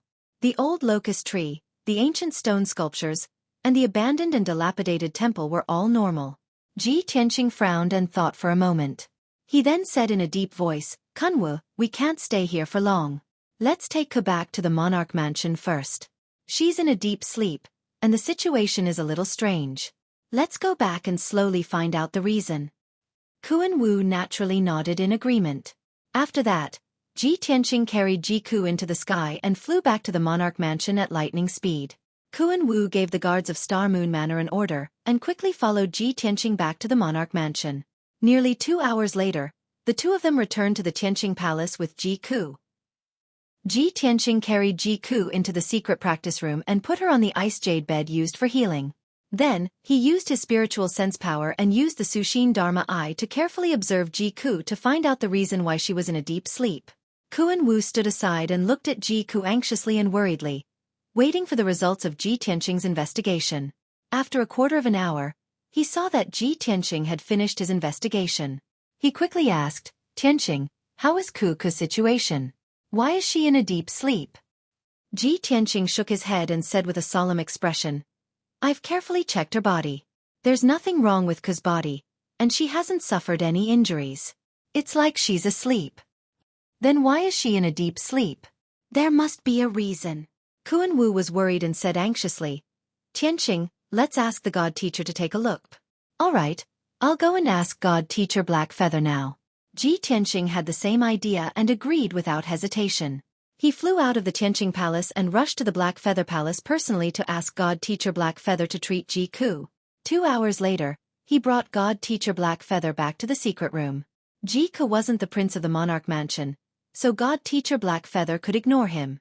However, he thought highly of Ji Tianqing and used the Divine Soul Secret technique to treat Ji Ku for Ji Tianqing's sake. He stood beside the ice jade bed and used the Divine Soul Secret technique to release a dense white light that enveloped Ji Ku. Swish! The Divine Soul white light contained a special mysterious power. Soon, he figured out Ji Ku's situation. God Teacher Black Feather withdrew the Divine Soul white light and turned to Ji Tianqing. He said with a serious expression, Tianqing, Jiku isn't injured and her life isn't in danger at the moment. However, her soul spirit is in a deep sleep. It seems like she is in a dream and can't wake up. That dream originated from the depths of the soul spirit and can't be awakened by normal means. We can only enter her dream and try to wake her up. Hearing God Teacher Blackfeather's words, Ji Tianqing and Kuan Wu's expression changed and revealed a worried expression. Kuan Wu asked worriedly, God Teacher Blackfeather, what will happen if Cuckoo can't wake up? God Teacher Blackfeather said calmly, then she will be in a deep sleep in the dream forever and lose herself. There won't be any difference between being alive and being dead. No, we can't let her sleep like this forever. Ji Tianqing shook his head and asked God Teacher Blackfeather, God Teacher, how can we enter her dream and wake her up? God Teacher Blackfeather thought for a moment and said with a serious tone, I have mastered an ancient divine soul mystic technique called Black Dust Dream. It can help you enter her dream. However, only the people closest to her and the people she trusts the most can enter her dream and have the chance to wake her up. However, no one knows what her dream is like. If you enter her dream recklessly, there might be unexpected dangers. If you want to wake her up, it's best for you to discuss carefully who should enter her dream. Ji Tianqing and Kuan Wu looked at each other and said in unison, let me do it. After saying that, the two of them went silent for a moment. Kuan Wu quickly explained, Tianqing, I am Kuku's brother. She left us not long after she was born. We owe her too much. I won't let her suffer any harm. Let me complete the task of waking her up. Ji Tianqing shook his head and said with a serious tone, Kuan Wu, this happened because of me. I have to solve it. Otherwise, I won't feel at ease. I hurt Kuku's heart. Her dream is most likely related to me. Therefore, it's more suitable for me to wake her up. But Kuan Wu was still worried and wanted to persuade him. However, Ji Tianqing said with a firm tone, no buts. It's decided. After saying that, he turned to look at God Teacher Blackfeather and said with a serious expression, God Teacher, you can start using the mystic technique. God Teacher Blackfeather nodded slightly and said with a serious expression, Tianqing, since you have decided to enter Jiku's dream, you have to remember one thing. Her dream might be grotesque. No matter what you see, don't be confused. It's all an illusion. No matter what danger you and her encounter, you have to stay alive. Chapter 892. After listening to God Teacher He Yu's advice, Ji Tianqing and Kuan Wu both frowned. It's actually so strange. If one dies in the dream realm, their soul will also be destroyed? The two of them never thought that something as illusory as the dream realm would have such terrifying power. God Teacher He Yu nodded and said seriously, Jiku was affected by some kind of soul power, which is why she fell into the spiritual dream realm and can't wake up. This spiritual dream realm is strange and dangerous. You have to be careful when dealing with it. When you enter the dream realm, you can only wake Jiku up and let the spiritual dream realm dissipate. Only then can you and her wake up. Otherwise, you will be like her, forever trapped in her dream realm with no way to escape. God Teacher He Yu remained silent for a while before continuing. Ji Tianqing, you better think carefully before making a decision. Kuan Wu also looked at Ji Tianqing with a face full of worry. She advised, Tianqing, this is too dangerous. Ji Tianqing shook his head and said firmly, no matter how dangerous it is, I have to try my best to wake Cuckoo up. No matter what, I will do my best to protect her. I won't let her get hurt. Seeing how determined he was, God Teacher He Yu and Kuan Wu stopped persuading him. Tianqing, you go lie on the icy jade bed as well. Lie beside Jiku. God Teacher He Yu pointed at the icy jade bed and said with a serious expression. Ji Tianqing followed his instructions and lay beside Jiku. Close your eyes and relax your mind and soul. I'm going to use the Black Dust Dream secret technique. Ji Tianqing did as he was told. He closed his eyes and allowed his mind and soul to relax. After that, God Teacher He Yu made hand seals and released a mysterious white soul light. He drew out many seals and started to use the Black Dust Dream secret technique. Rays of white soul light landed on Ji Tianqing and Jiku's bodies and enveloped them. After 100 breaths of time, their bodies were covered by the white soul light. Ji Tianqing gradually lost consciousness and fell into a deep sleep. His soul was protected by the white light of his divine soul, and he silently entered Jiku's dream. Shua. Ji Tianqing only saw a white light flash in front of his eyes, and then he came to another world. He appeared on a wide and tidy street out of thin air, looking around with confusion. It was an ancient and majestic city. The sky was blue and the sun was shining brightly. He was standing on a wide street paved with blue stone slabs. Both sides of the street were crowded with humans and demons. There were at least 10,000 of them. Behind the crowd were rows upon rows of shops, tall buildings, and palaces. The streets were filled with hubbub of voices. The citizens were in high spirits, whispering and cheering as if they were welcoming the arrival of a certain important figure. So this is Ke's dream. Ji Tianqing originally thought that Ke's dream would be absurd and bizarre, and it was very likely that some unexpected scenes would appear. However, he never thought that Ke's dream would be like this, and it felt somewhat familiar. The blue stone street under his feet, the humans and demons on the side of the street, and the rows of shops and houses. Everything was exactly the same as the streets of Central State City. The laughter of countless citizens clearly entered his ears. The expressions on the citizens' faces, their lively eyes, everything was so realistic. He stood on the bluestone street, but he could not tell whether this world was real or fake. Not far away from him, a few human beings were talking excitedly. Today is so festive and lively. All the citizens of the city have been alarmed. That's right.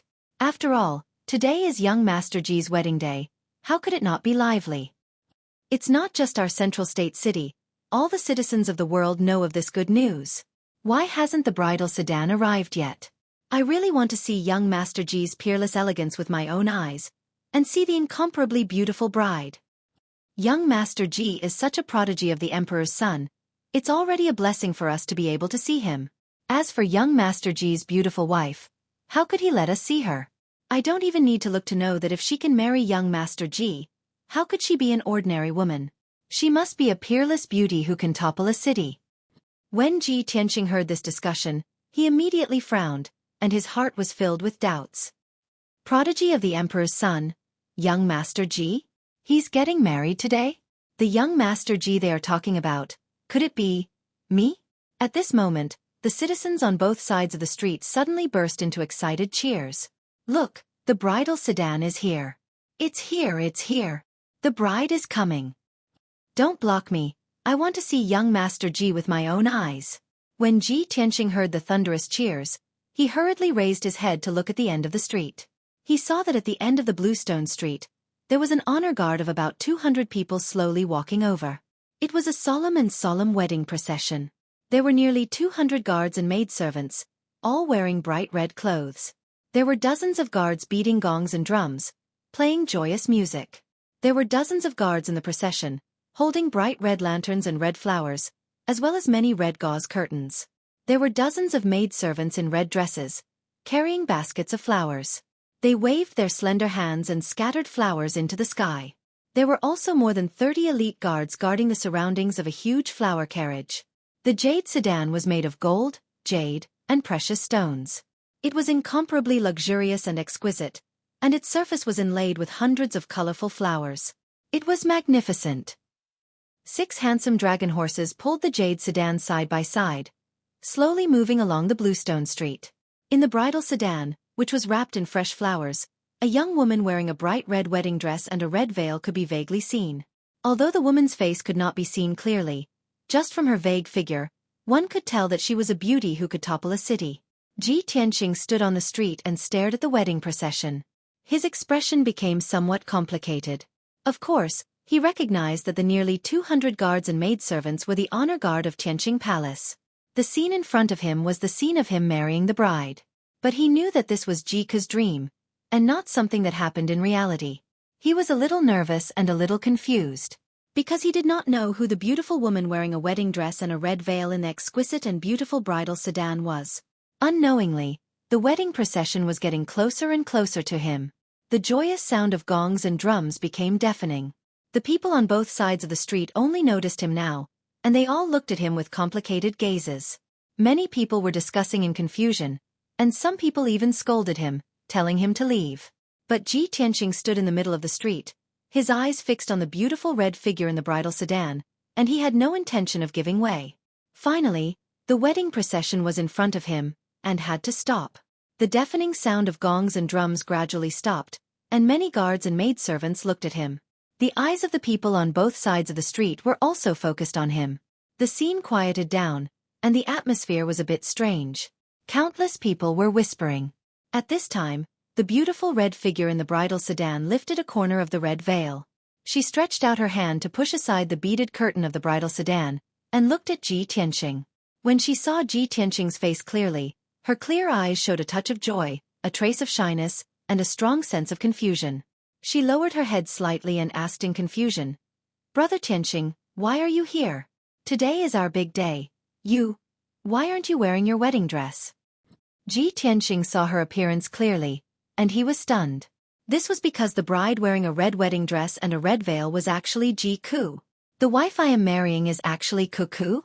This is Ku's dream?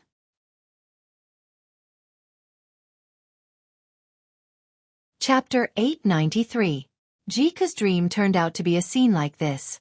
Although Ji Tianqing was a little surprised, he wasn't confused. After all, he understood Ji Ku's feelings. Her heart was completely tied to him. He didn't mean to hurt Ji Ku, but he entered Ji Ku's dream to wake her up. Therefore he stared at Ji Ku in the bridal sedan and said in a sincere tone, "Ku, this is all fake. It's all your dream. Wake up quickly." As soon as he said that, the commoners on both sides of the street immediately went into an uproar and burst into discussions. Who is this fellow? What nonsense is he spouting? How despicable! This fellow actually dares to obstruct the bridal procession and ruin young Master Ji's wedding. Where are the guards? Why aren't you chasing this troublemaker away? No, that white-robed youth seems to be young Master Ji. What? How can he be young Master Ji? Isn't today his big day? In the exquisite bridal sedan, Ji Ku, who was dressed splendidly with a golden jade phoenix coronet and a golden buyao, had a drastic change in expression. She frowned and her beautiful face was filled with confusion. Her voice was filled with worry and anxiety as she asked, "Big brother Tianqing, what's wrong? There's not enough time. Don't talk nonsense. Quickly go back and change into your wedding clothes. Don't make a fool of yourself in front of everyone." Ji Tianqing had already expected her to react this way. He patiently explained, "Ku, you must believe me. This is all your dream. It's definitely not real. I know you're very sad and disappointed, but the wife I'm marrying is Yun Yao." The crowd on both sides of the street immediately erupted into even more intense discussions and cries of surprise. Ji Ku's beautiful face also turned pale. The embarrassment and joy on her face and in her eyes immediately vanished. Her body stiffened as she stood rooted to the ground. As if she had suddenly regained her senses, her mood instantly became heavy and sorrowful. After a long silence, her body trembled slightly. Her clear eyes filled with tears and her voice was choked with sobs. "No, this wasn't a dream. It was real. Big brother Tianqing, we've been childhood sweethearts. You're the only one in my heart. I like you so much. If I can't marry you, I'd rather not live in this world." Ji Ku's face was full of tears. Her tone was sorrowful but firm. Ripples appeared in Ji Tianqing's heart. He felt touched, sad, and guilty at the same time. However, he suppressed the guilt and remorse in his heart. He stared at Ji Ku and said sincerely, "Ku, you and I both know that this is impossible. Why are you so stubborn? If you fall into a dream and are unable to extricate yourself, you will never wake up. Wake up, we're all worried about you." Ji Ku shook her head with a miserable expression. She clutched her red wedding dress tightly and said with tears streaming down her face, "No, it's not like that. How could this be a dream? Even if it's a dream, I'd rather live in a dream than wake up. At the very least, I can marry you in the dream and live with you until we grow old together." She raised her sleeve to wipe away the tears in her eyes. She looked at Ji Tianqing with teary eyes and said, "Big brother Tianqing, I know you love eldest senior sister. She's the one you want to marry. If I wake up, I'd like to see you leave me and marry eldest senior sister. However, I don't want to accept reality. I'd rather live in a dream. At least I can fulfill my long-cherished wish. Big brother Tianqing, I beg you, please fulfill my wish. Even if it's only a dream, as long as you're willing to take me as your wife and marry me, I'll die without regrets." Die without regrets? Ji Tianqing frowned and felt a sense of danger. Before he entered the dream, Divine Mentor He had warned him seriously. No matter if it was him or Xueqi, they had to stay alive in the dream. They couldn't die. Otherwise, their souls would be obliterated and they would truly die. Thinking of this, he hurriedly shook his head and refused. He patiently consoled her. Xueqi, please forgive me for not being able to go against my heart and marry you. Don't be silly. I'm not worth it for you to do this. You can't have any thoughts of suicide. Don't worry, I won't leave you. I'm still your big brother Tianxing. I'll always love you and protect you. Hearing his words, Xueqi, who was in the flower carriage, could no longer hold back her grief. Her tears fell like rain as she cried loudly. Big brother Tianxing, even if it's only a dream, you're still unwilling to marry me? Could it be that I won't be able to receive your love in this life? Then what's the point of me living? In the next life, I'll only have you in my heart. It'll never change. Xueqi stammered out these words. It was as if she had exhausted all her strength and lost the support of her spirit. Her heart was like dead ashes as she collapsed in the flower carriage. She slowly closed her eyes as if she had fallen asleep, entering a deeper level of sleep. Tianxing immediately became even more anxious and worried. He hurriedly called out, Xueqi, wake up quickly. You're already in a dream. You can't sleep anymore. Pull yourself together. If you sleep any longer, you'll never wake up. Unfortunately, Xueqi had already lost consciousness and didn't respond. Tianxing was filled with anxiety. He hurriedly rushed towards the gods of honor. He wanted to enter the flower carriage and take the unconscious Xueqi away. However, at this moment, something strange happened. Swoosh! A black shadow suddenly appeared in the sky. It descended from the sky and landed on the wide street, blocking Tianxing and the bridal escort team. Tianxing hurriedly stopped in his tracks. He focused his eyes and saw that the black shadow was a burly man in a black robe. This person was more than 3 meters tall. He was thin and tall like a bamboo pole. His arms were unusually long. His entire face was dark purple and his pupils were suffused with a scarlet light. Obviously, this black-robed man was a demon. He stood proudly in the middle of the street with his hands behind his back. He looked down at Tianxing and let out a sinister laugh. Hee hee hee. Tianxing, I didn't expect that the first time I saw you would be in this little girl's dream. Your deeds have been circulating in the middle state. Legend has it that you're the #1 genius of the human race. You're extremely talented and intelligent. I didn't expect that an unparalleled genius like you would also have a weakness, and that is love. Tianxing frowned and looked at him sharply.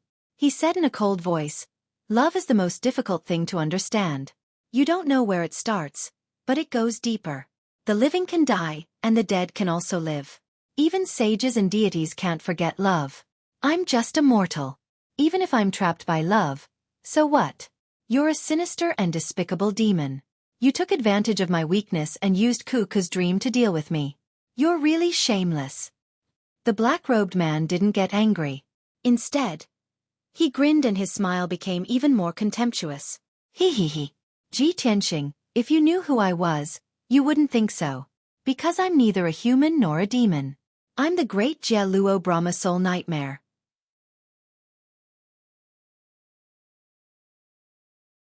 Chapter 894. Big Jia Luo Brahma Soul Nightmare? Nightmare? Tianxing was stunned.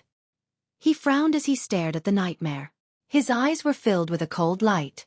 This was the first time he had seen the legendary nightmare. He had read about nightmares in a book before, so he had a rough understanding of the mysterious nightmares. The nightmare was a powerful force that existed in reality. It was similar to the heart demon. It was illusory and did not have a physical body. As the name implied, the nightmare only existed in dreams. It did not have a physical body, so it could not cause any substantial harm to a martial artist. It could only bewitch a person's mind and use the power of a person's dream to kill or achieve other goals. Unfortunately, Tianxing's understanding of the nightmare was limited to this. He could guess that the nightmare must have taken advantage of Xueqi's heartbreak to bewitch her mind and invade her dream. However, he did not know how the nightmare killed people in the dream, nor did he know how to deal with the nightmare. He turned his head and looked around. He realized that both sides of the street were silent. Whether it was the wedding procession or the tens of thousands of people on both sides of the street, They were all frozen in place like stone statues, unable to move. Other than him and the nightmare, everyone else was motionless. It was as if time had stopped flowing. Such a strange scene made him even more certain that the nightmare was controlling Xueqi's dream. At this moment, the nightmare sneered contemptuously. The reason why the human race is lowly, petty, and weak is because they are bound and shackled by the 7 emotions and 6 desires. Speaking of which, it is funny. No matter how talented a genius is or how powerful a martial artist is, they will be trapped by emotions and even end up dying miserably. Ji Tianxing, you are no exception. You know that this little girl is in a dream and you still dare to enter her dream. You really don't know what death is. Today you will die in the dream. I am benevolent and will give you a chance to say your last words.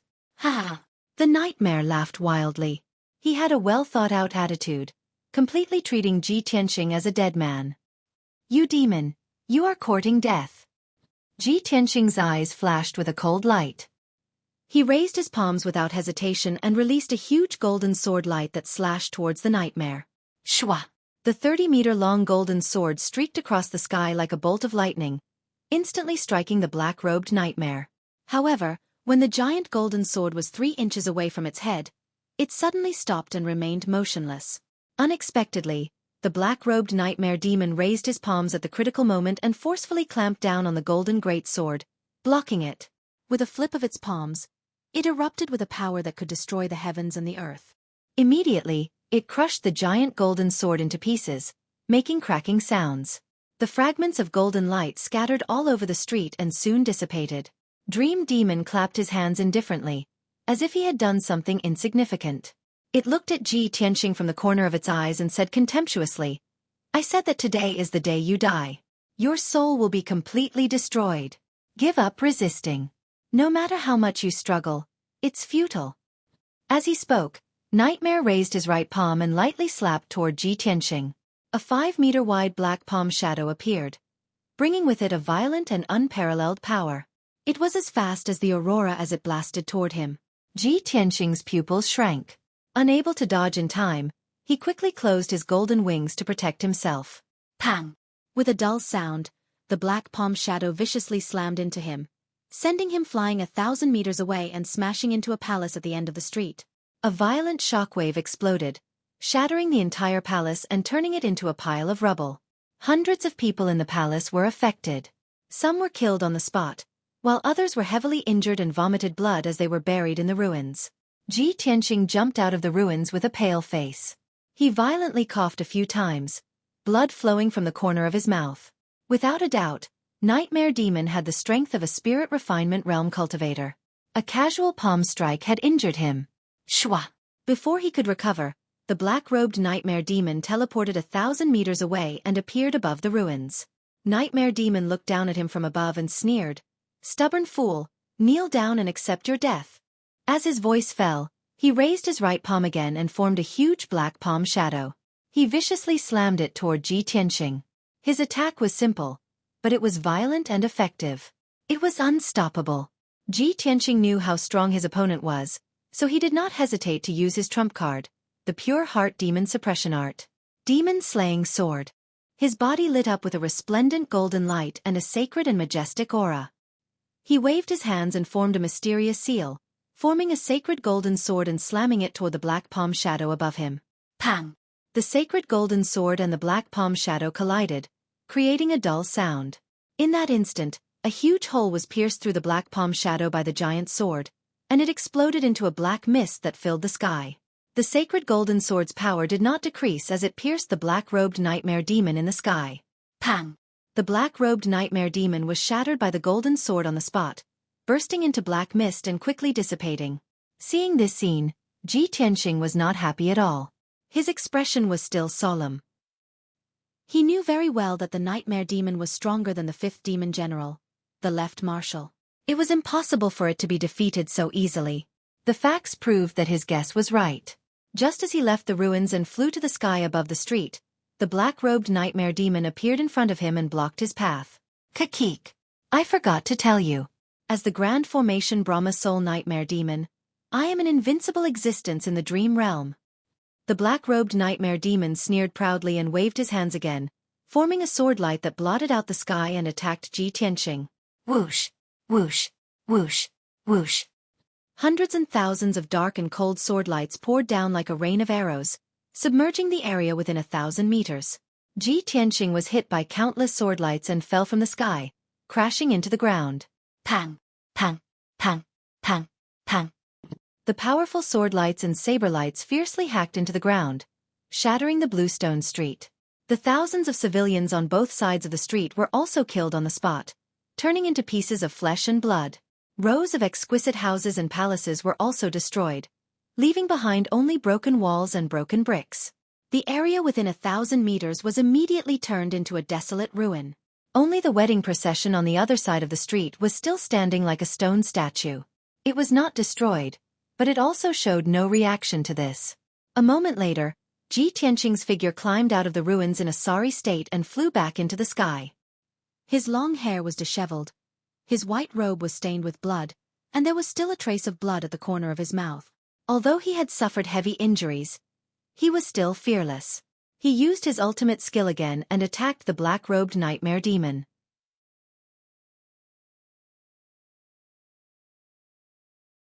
Chapter 895. Ji Tianqing was unable to awaken Ji Ku, so he could only pin his hopes on the nightmare demon. The nightmare demon had plotted this scheme and controlled this dreamland.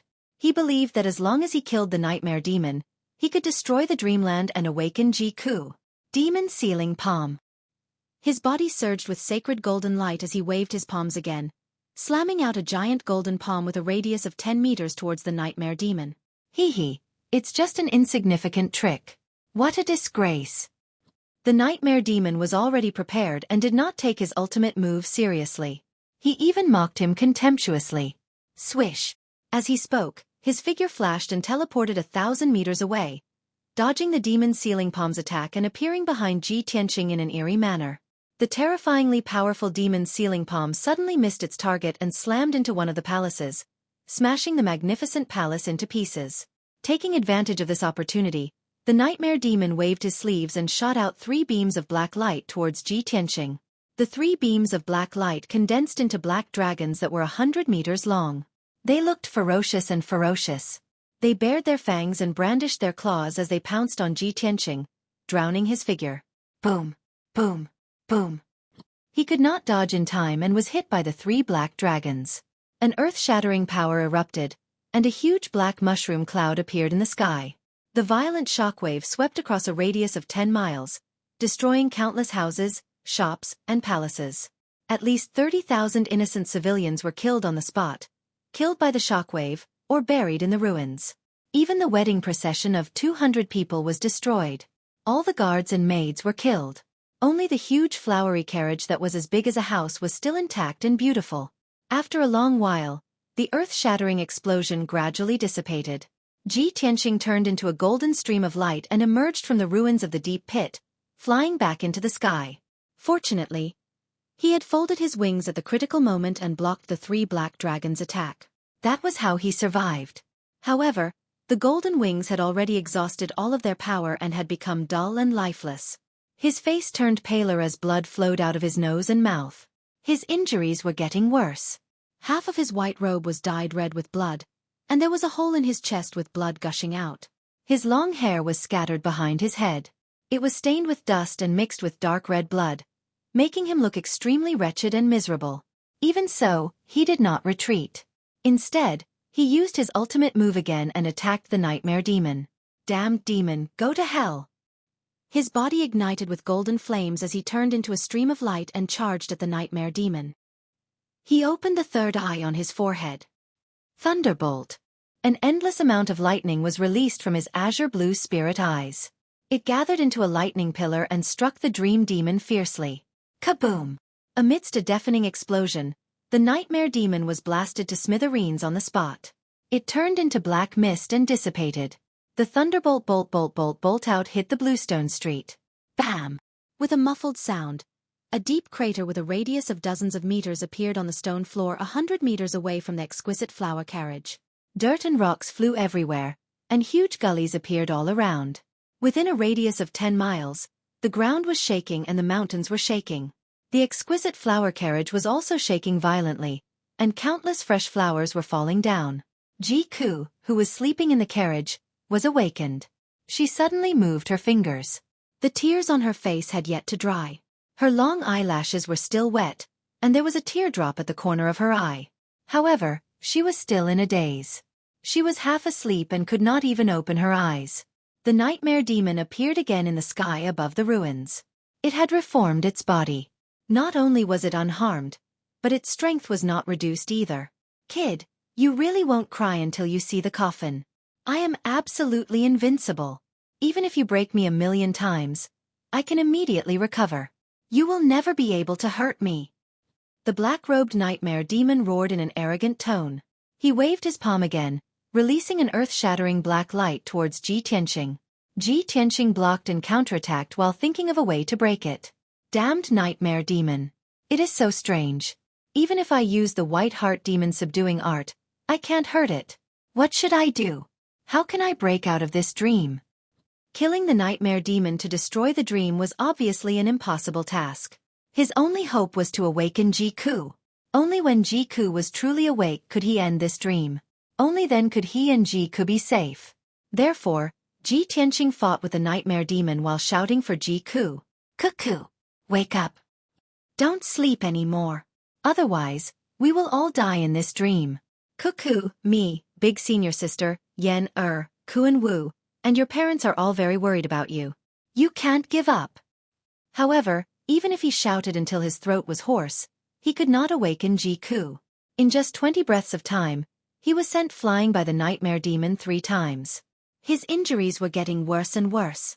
Finally, when he was sent flying by the nightmare demon for the 4th time, he crashed into the ground not far from the carriage. Boom! Amidst the deafening noise, the ground was smashed into a deep crater with a radius of dozens of meters. Gravel and dust flew all over the place. The ground cracked, and numerous cracks appeared. The violent impact force pushed the chariot back by 30 meters, and it almost flipped over on the ground. Xueqi, who was in the carriage, was finally awakened. She opened her eyes in a daze. She slowly sat up and looked around. She saw that there was no one around the carriage. The solemn god of honor had disappeared. The countless people on both sides of the street were all gone. The wide street, houses, and palaces were all in ruins. There were broken gravel and pits everywhere. Many people's corpses were scattered around. Seeing this scene, her expression changed drastically. Her eyes were filled with confusion and shock. How could this be? What happened? Pang, pang, pang. Sounds of explosions kept ringing in their ears, and violent hurricanes kept attacking, shaking the flower carriage to the point that it was swaying left and right, and the bead curtain was also violently swaying in the wind. Xueqi raised her head to look at the sky in front of her. She immediately saw the source of the fighting. Ji Tianqing, whose white robe was stained with blood, was fighting with a black-robed demon. Their fight was earth-shattering and the sun and moon were dim. The black-robed demon was very strong. He completely suppressed Ji Tianqing. He kept sending Ji Tianqing flying. He kept vomiting blood and his injuries were getting worse. Moreover, his methods were very strange. He seemed to have an immortal body. No matter what ultimate move Ji Tianqing used to smash him into pieces, he could reform his body. His fighting strength was not reduced at all. Seeing this scene, Xueqi's face was filled with worry. Her heart was also clenched. Her eyes turned red again. She anxiously shouted, "Big brother Tianqing, be careful." Ji Tianqing, who was fighting in the sky, heard Xueqi's call. He immediately became alert and shouted happily, "Cuckoo, that's great. You're finally awake."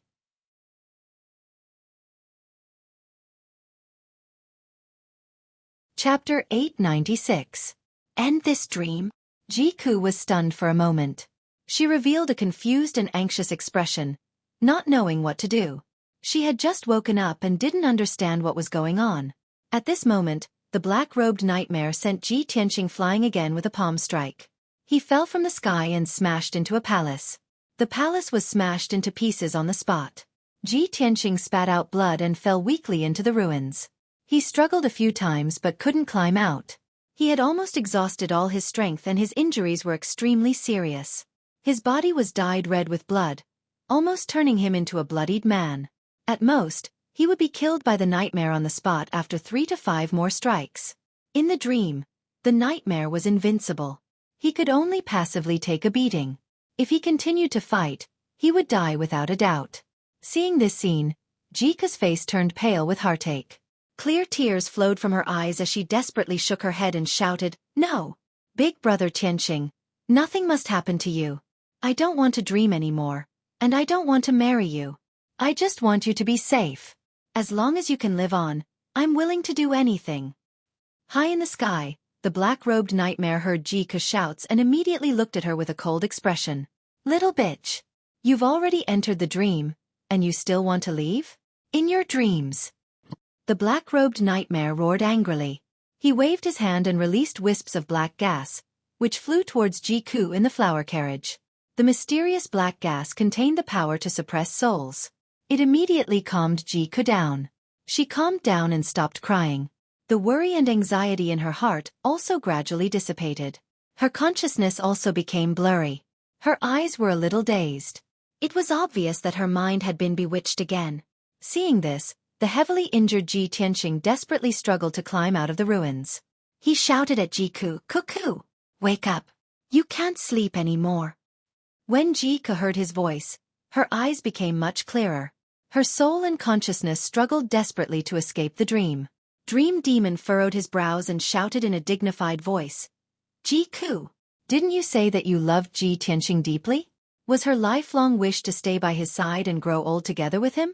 Could it be that you're going back on your words and treating love as child's play? Don't wake up. Stay in the dream forever. Ji Tianqing will accompany you for the rest of your life and never leave. In the dream, no one will stop you from being together, and no one will disturb you." Dream Demon's voice contained a powerful soul-suppressing power, constantly bewitching Jiku's mind. Jiku was finally about to wake up, but he was immediately bewitched by the Dream Demon. He became delirious and his eyes were confused. Ji Tianqing became even more anxious and worried. As he called out to Jiku, he roared and charged at Nightmare. "Damned demon, you deserve to die." Dream Demon stood proudly in the sky. Seeing Ji Tianqing charging over without a care for his own safety, he raised his right palm and slammed it down. Bam! A huge black palm shadow fell from the sky and hit Ji Tianqing, causing him to spit out blood. He was smashed into the ruins again, causing debris to fly all over the sky and explode with a loud boom. Jika's mind suddenly became much clearer. She looked at Ji Tianqing with worry in her eyes. Seeing Ji Tianqing severely injured and on the verge of death, her heart was filled with anger and worry. She glared at Dream Demon and shouted coldly, "Demon! How dare you hurt my big brother Tianqing? I'll kill you!" As she spoke, she flew out of the flower carriage and charged at Dream Demon in the sky. Don't! Ji Tianqing couldn't care less about his injuries. He hurriedly shouted, "You're no match for it. Wake up. End the dream quickly." Dream Demon looked down at Jiku and said in a contemptuous tone, "Stupid." A black palm shadow fell from the sky and slammed into Jiku. She spat out a mouthful of blood and flew backwards miserably, falling into the flower carriage.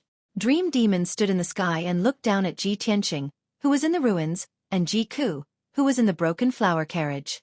She sneered mockingly. "Jiku, didn't you want to be with Ji Tianqing forever? Although you can't be born on the same day, you can die on the same day. I'll kill you now and let you be a ghost couple." As soon as she finished speaking, Dream Demon waved her palms and accumulated enough power to destroy the world.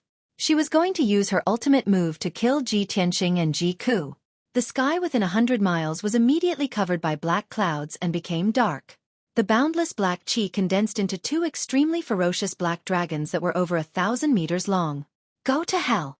Dream Demon roared and controlled the 2 huge black dragons to attack Ji Tianqing and Jiku. The 2 ferocious black dragons carried enough power to destroy the world. They bared their fangs and brandished their claws and were about to kill the 2 of them. At this critical moment, Ji Tianqing and Jiku were seriously injured and could not resist at all. They could only wait for death. Jiku was filled with regret and hatred.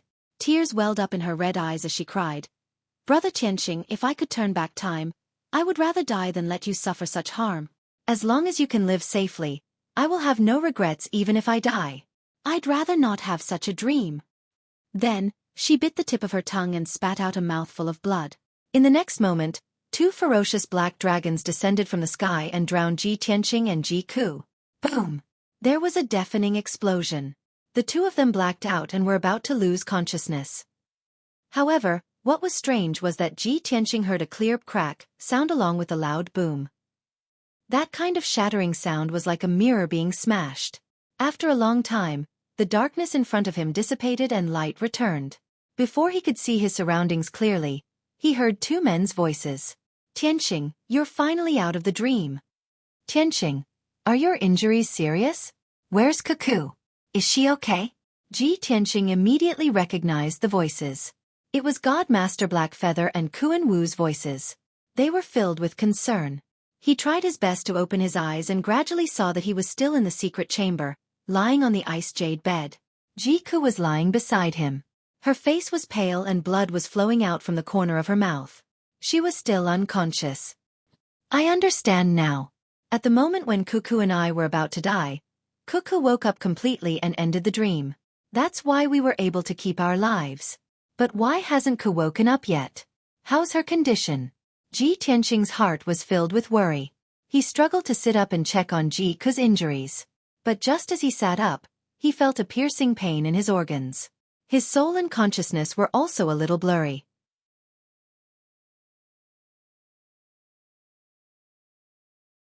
Chapter 897. Ji Tianqing forced himself to endure the injuries of his internal organs. He shook his dizzy head and lowered his head to look at Ji Ku beside him. Ji Ku was lying quietly on the ice jade bed. She was unconscious and did not move at all. Even though she was unconscious, her face was as white as snow. There were traces of tears at the corner of her eyes and a trace of blood at the corner of her mouth. Kuan Wu was worried and quickly used her spiritual sense to check on her condition. Divine Master He Yu waved his hand and shot out a 5-colored spiritual light into Ji Tianqing's body to help him suppress his injuries. With the help of Divine Master He Yu, Ji Tianqing's internal injuries were temporarily suppressed. He lifted his sleeve to wipe the blood at the corner of his mouth and asked worriedly, How's Ku's injury? Is it serious? Kuan Wu checked for a moment and heaved a sigh of relief. She said, From what I see, Ku has also left the dream. She has suffered serious internal injuries and her soul is also damaged. She is temporarily unconscious and cannot wake up. However, her injuries are not life-threatening. I will bring her back to recuperate for 10 days to half a month and she will be fine. Ji Tianqing heaved a sigh of relief and was completely relieved. He nodded and said, That's good. If anything happens to Ku, I will not be able to absolve myself from the blame. Kuan Wu frowned slightly and asked doubtfully, Tianqing, not long after you entered Ku's dream, you were injured and your injuries kept getting worse. Later on, your injuries were extremely severe and Ku was also injured. She vomited a few mouthfuls of blood. What kind of danger did you encounter? What is going on with Ku's dream? Kuan Wu was not the only one who was puzzled. Divine Master He Yu also felt that it was strange. He looked at Ji Tianqing with doubtful eyes. Ji Tianqing didn't try to hide anything. He growled with anger still lingering in his voice. It's all Nightmare's doing. That damned demon took advantage of Ku's heartbreak and bewitched her mind. He used the dream to deal with us. He told the two of them about what he had seen and experienced in his dream. After Divine Master Blackfeather and Kuan Wu heard this, they were enlightened. They finally understood the cause and process of this matter. However, Kuan Wu frowned in confusion and asked, What is the origin of the dream demon? To be able to kill with the help of dreams and possess such a strange ability? Ji Tianqing shook his head and said seriously, I don't know much about the dream demon. It calls itself the Grand Jia Luo Brahma Soul Nightmare. I've only read about it in books. But one thing is certain, the dream demon's strength is comparable to a demon commander expert. He is an undying existence in the dream realm. God Master He Yu nodded and said in a serious tone, Tianqing is right. The dream demon has indeed reached the spirit refinement realm and cannot be killed in the dream realm. Furthermore, strictly speaking, the Grand Jia Luo Brahma Soul Nightmare wasn't a demon, human, or demon. It was an extremely special existence. It was ethereal and formless, without a physical body. It could only live as a parasite on an object. If it were to fight a person head-on, it would not be able to cause any substantial damage. But it could control the dream realm and use the power of the dream realm to kill people. It was impossible to guard against and could not be blocked. For thousands of years, the dream demon had used the dream realm to kill many experts, causing the experts of various races to be fearful of him. It's a pity that I never had the chance to meet him. Otherwise, I would definitely kill him. God Master He Yu's tone was sonorous, confident, and domineering. He was a half-step primordial soul expert and could easily crush any spirit refinement expert. No matter how strange the dream demon's methods were, he had the corresponding secret techniques and methods. He was confident that he could kill the dream demon. However, the dream demon seemed to be afraid of the monarch residence's reputation and did not dare to provoke them. Ji Tianqing and Kuan Wu both looked at Godmaster He Yu with burning eyes and asked, "Godmaster, do you know the dream demon very well?" "Godmaster, the dream demon's methods are so strange. How should we deal with it?" Godmaster He Yu nodded slightly and said seriously, "The dream demon was a famous expert 1,000 years ago. It has wreaked havoc on the continent for nearly 1,000 years. How can I not know it? Although it is not from the demon race, it is under the command of the ancient demon emperor and has always been by his side. It can weave the dream realm and has a strong calming power. It can help the ancient demon emperor cultivate his divine soul power and can kill without leaving a trace. It can use all kinds of strange secret techniques. Therefore, the dream demon is highly regarded by the ancient demon emperor. Its status is slightly higher than the 6 demon marshals and is equivalent to the ancient demon emperor's military advisor. However, it does not have a physical body and has always been attached to the demon god's scepter, following the ancient demon emperor closely." Hearing this, Ji Tianqing and Kuan Wu frowned, and their expressions became more serious. The dream demon's status is so honorable? Isn't it harder to deal with than the 6 demon marshals? Godmaster, since the dream demon has always been by the ancient demon emperor's side, now that it has appeared in Middle State and almost killed Ku and me, could it be that the ancient demon emperor has also come to Middle State? After saying that, Ji Tianqing looked at Godmaster He Yu with burning eyes. Kuan Wu also reacted. She was shocked and her expression turned ugly. Godmaster He Yu nodded solemnly and said calmly, "That's right. Tianqing, your deduction is very likely to be true. Ever since we resolved the demon venomous worms, all the demon venomous worms have been destroyed. The demon race hiding in Middle State has also disappeared without a trace. On the surface, it seems that the demon race has suffered a great loss and no longer dares to invade Middle State. They have all retreated to the northern desert. However, based on my understanding of the ancient demon emperor, the demon race will definitely not let this go. The temporary peace is just an illusion. The ancient demon emperor is very likely to be plotting an even more shocking and vicious plan to take revenge on Middle State."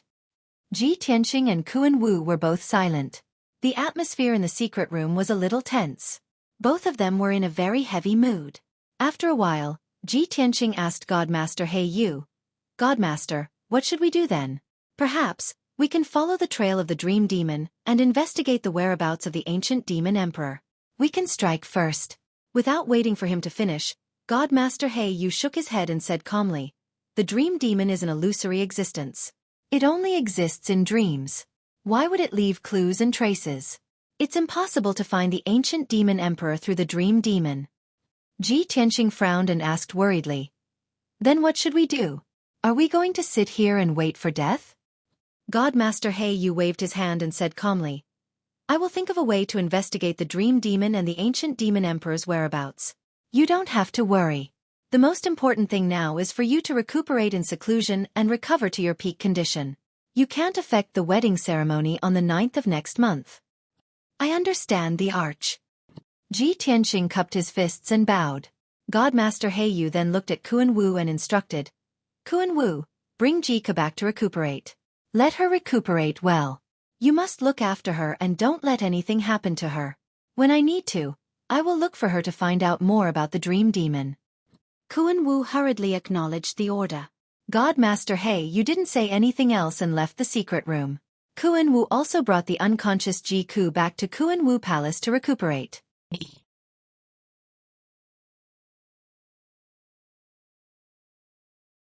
Chapter 898. For the next few days, everything was calm. Ji Tianqing stayed in Tianqing Palace, recuperating in seclusion in a secret room. After 5 days of recuperation, he relied on his strong self-healing ability and consumed some elixirs to heal his physical injuries. However, it was very difficult to use elixirs to heal soul injuries, and he couldn't recover quickly in a short period of time. He could only use the power of the heaven-mending pearl to slowly heal his soul. The effects of the heaven-mending pearl were very miraculous. After 5 days of recuperation, his soul injuries had already recovered by more than half. Next, as long as he recuperated with the heaven-mending pearl for another half a month, his soul injuries would be completely healed. On the morning of the 6th day, he ended his seclusion and left the secret room. He first went to Kunwu Palace to check on Ji-ku's injuries. When he arrived at Kunwu Palace, he only saw Kunwu and didn't see Ji-ku. He asked Kunwu and found out that Ji-ku had woken up 3 days ago. Ji-ku's injuries were no longer serious, so he left the monarch mansion and stayed in Xingyu village outside the city to recuperate. After hearing this news, Ji Tianqing felt a little comforted and bid farewell to Kunwu. He didn't go to Xingyu village to visit Ji-ku in person. It was enough to know that she was fine. Even if they met now, it would only add to the awkwardness and annoyance.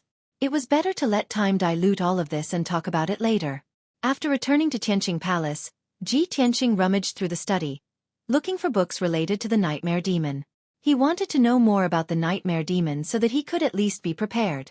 The Nightmare Demon's sudden appearance meant that the Demon Emperor was very likely to come to Zhongzhou. This made him feel even more pressured and urgent. In 20 days, he and Yun Yao would be married. He didn't want any more twists and turns. Not long after, he found 5 ancient history books and biographies. He placed them on the desk and carefully read them. These history books and biographies had scattered records of the Nightmare Demon's deeds and news.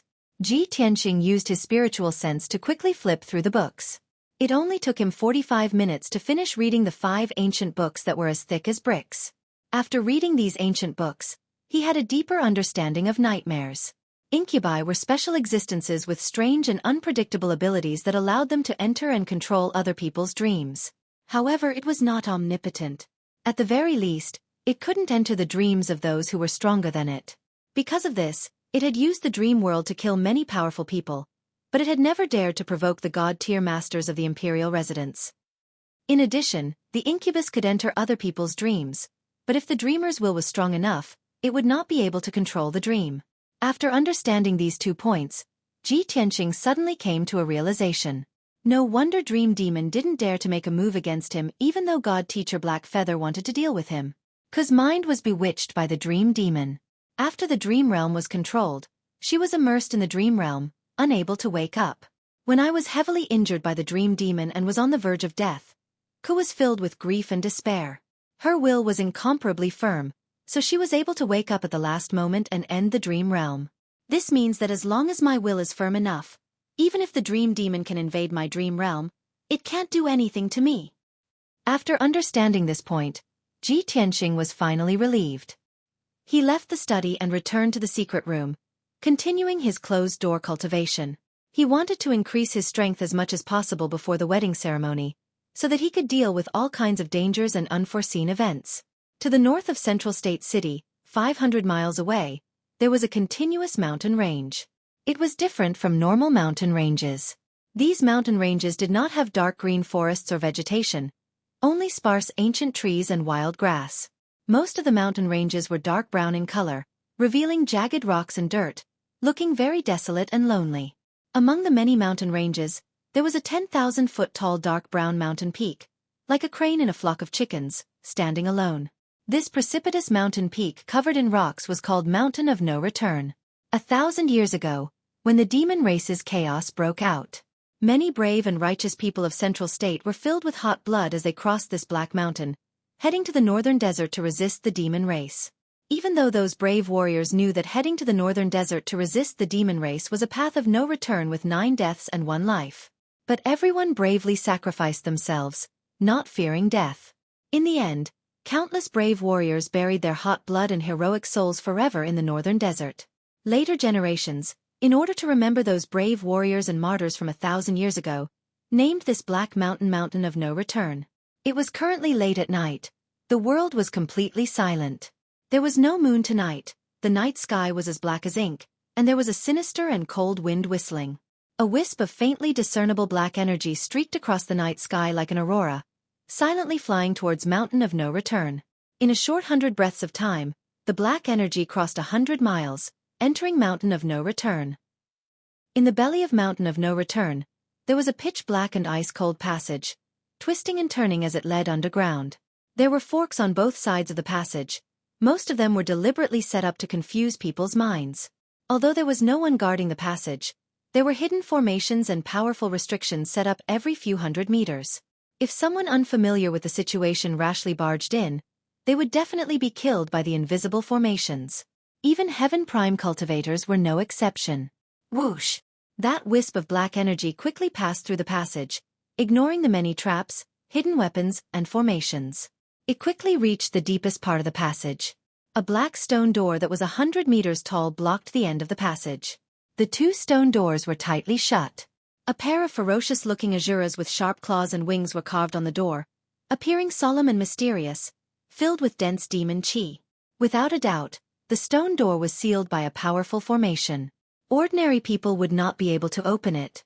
But that wisp of black energy was as light as a feather, passing through the seal formation and entering behind the stone door. Behind the door was a huge, empty and gloomy cave. The cave had a radius of 1,000 meters, surrounded by dark brown rock walls. The ground was also made of black rock, slightly uneven. Wisps of demon chi permeated the air, and a ball of bloody light rose from the center of the cave like a ball of fire. Under the bloody light was a huge demon Dao formation. The ground was carved with mysterious demon Dao patterns, crisscrossing patterns, and ancient demon race symbols. A demon race man who was more than 10 feet tall, had 2 heads, and a head full of white hair. He was sitting in the middle of the formation. His body was burly, and his skin was covered with black dragon scales. He had a pair of black bone wings on his back, just like the legendary Azuras. He was the current leader of the demon race, the ancient demon emperor. The demon emperor was meditating, and the ball of bloody light floating above his head contained an ancient scepter that was about 5 feet long and as thick as an arm.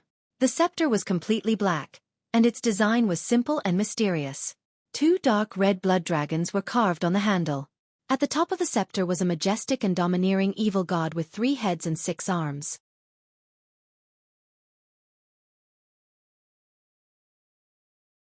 Chapter 899. Only the demon emperor was sitting alone in the dark and empty demon cave. However, his entire body was exuding a domineering aura that looked down on all living things. It was a majestic aura that looked down on the world, causing the entire demonic cave to be like the 9 underworlds. It was eerie and terrifying to the extreme. That wisp of black smoke entered the cave and flew to the devil emperor, drilling into the devil god scepter inside the blood-red light ball. In the next moment, the blood-colored ball of light suddenly disappeared, turning into a dark red light that retracted back into the demonic god scepter. The demon god scepter fell from the sky and stabbed into the ground in front of the demon emperor, remaining motionless. An illusory shadow was projected from the demon god scepter, standing in front of the demon emperor. This black shadow was a tall and thin demon man wearing a black robe. If Ji Tianxing were here, he would be able to recognize it at a glance. It was none other than the great Jia Luo Brahma Soul Nightmare, the Nightmare Demon. Dream Demon bowed respectfully to the Demon King and said, "Greetings, Your Majesty. Your Majesty Demon Emperor. Please punish me for my incompetence." The Dream Demon's posture was very pious. His voice and tone were low and vigorous, revealing a deep reverence. The Demon Emperor, who had been meditating, slowly opened his eyes. Purple devilish flames could be vaguely seen dancing in the 4 bell-sized eyes. His face was calm and emotionless as he said, "Dream Demon, you may rise." Nightmare maintained his bowing posture and did not dare to get up. He said in fear and trepidation, "Your Majesty Demon King, your subordinate did not complete the mission. I am willing to accept the punishment." The Demon Emperor said expressionlessly, "You don't have to blame yourself. That little demon girl is just an insignificant character. Don't worry about Ji Tianxing for the time being. I have my own plans." Nightmare immediately frowned when he heard that.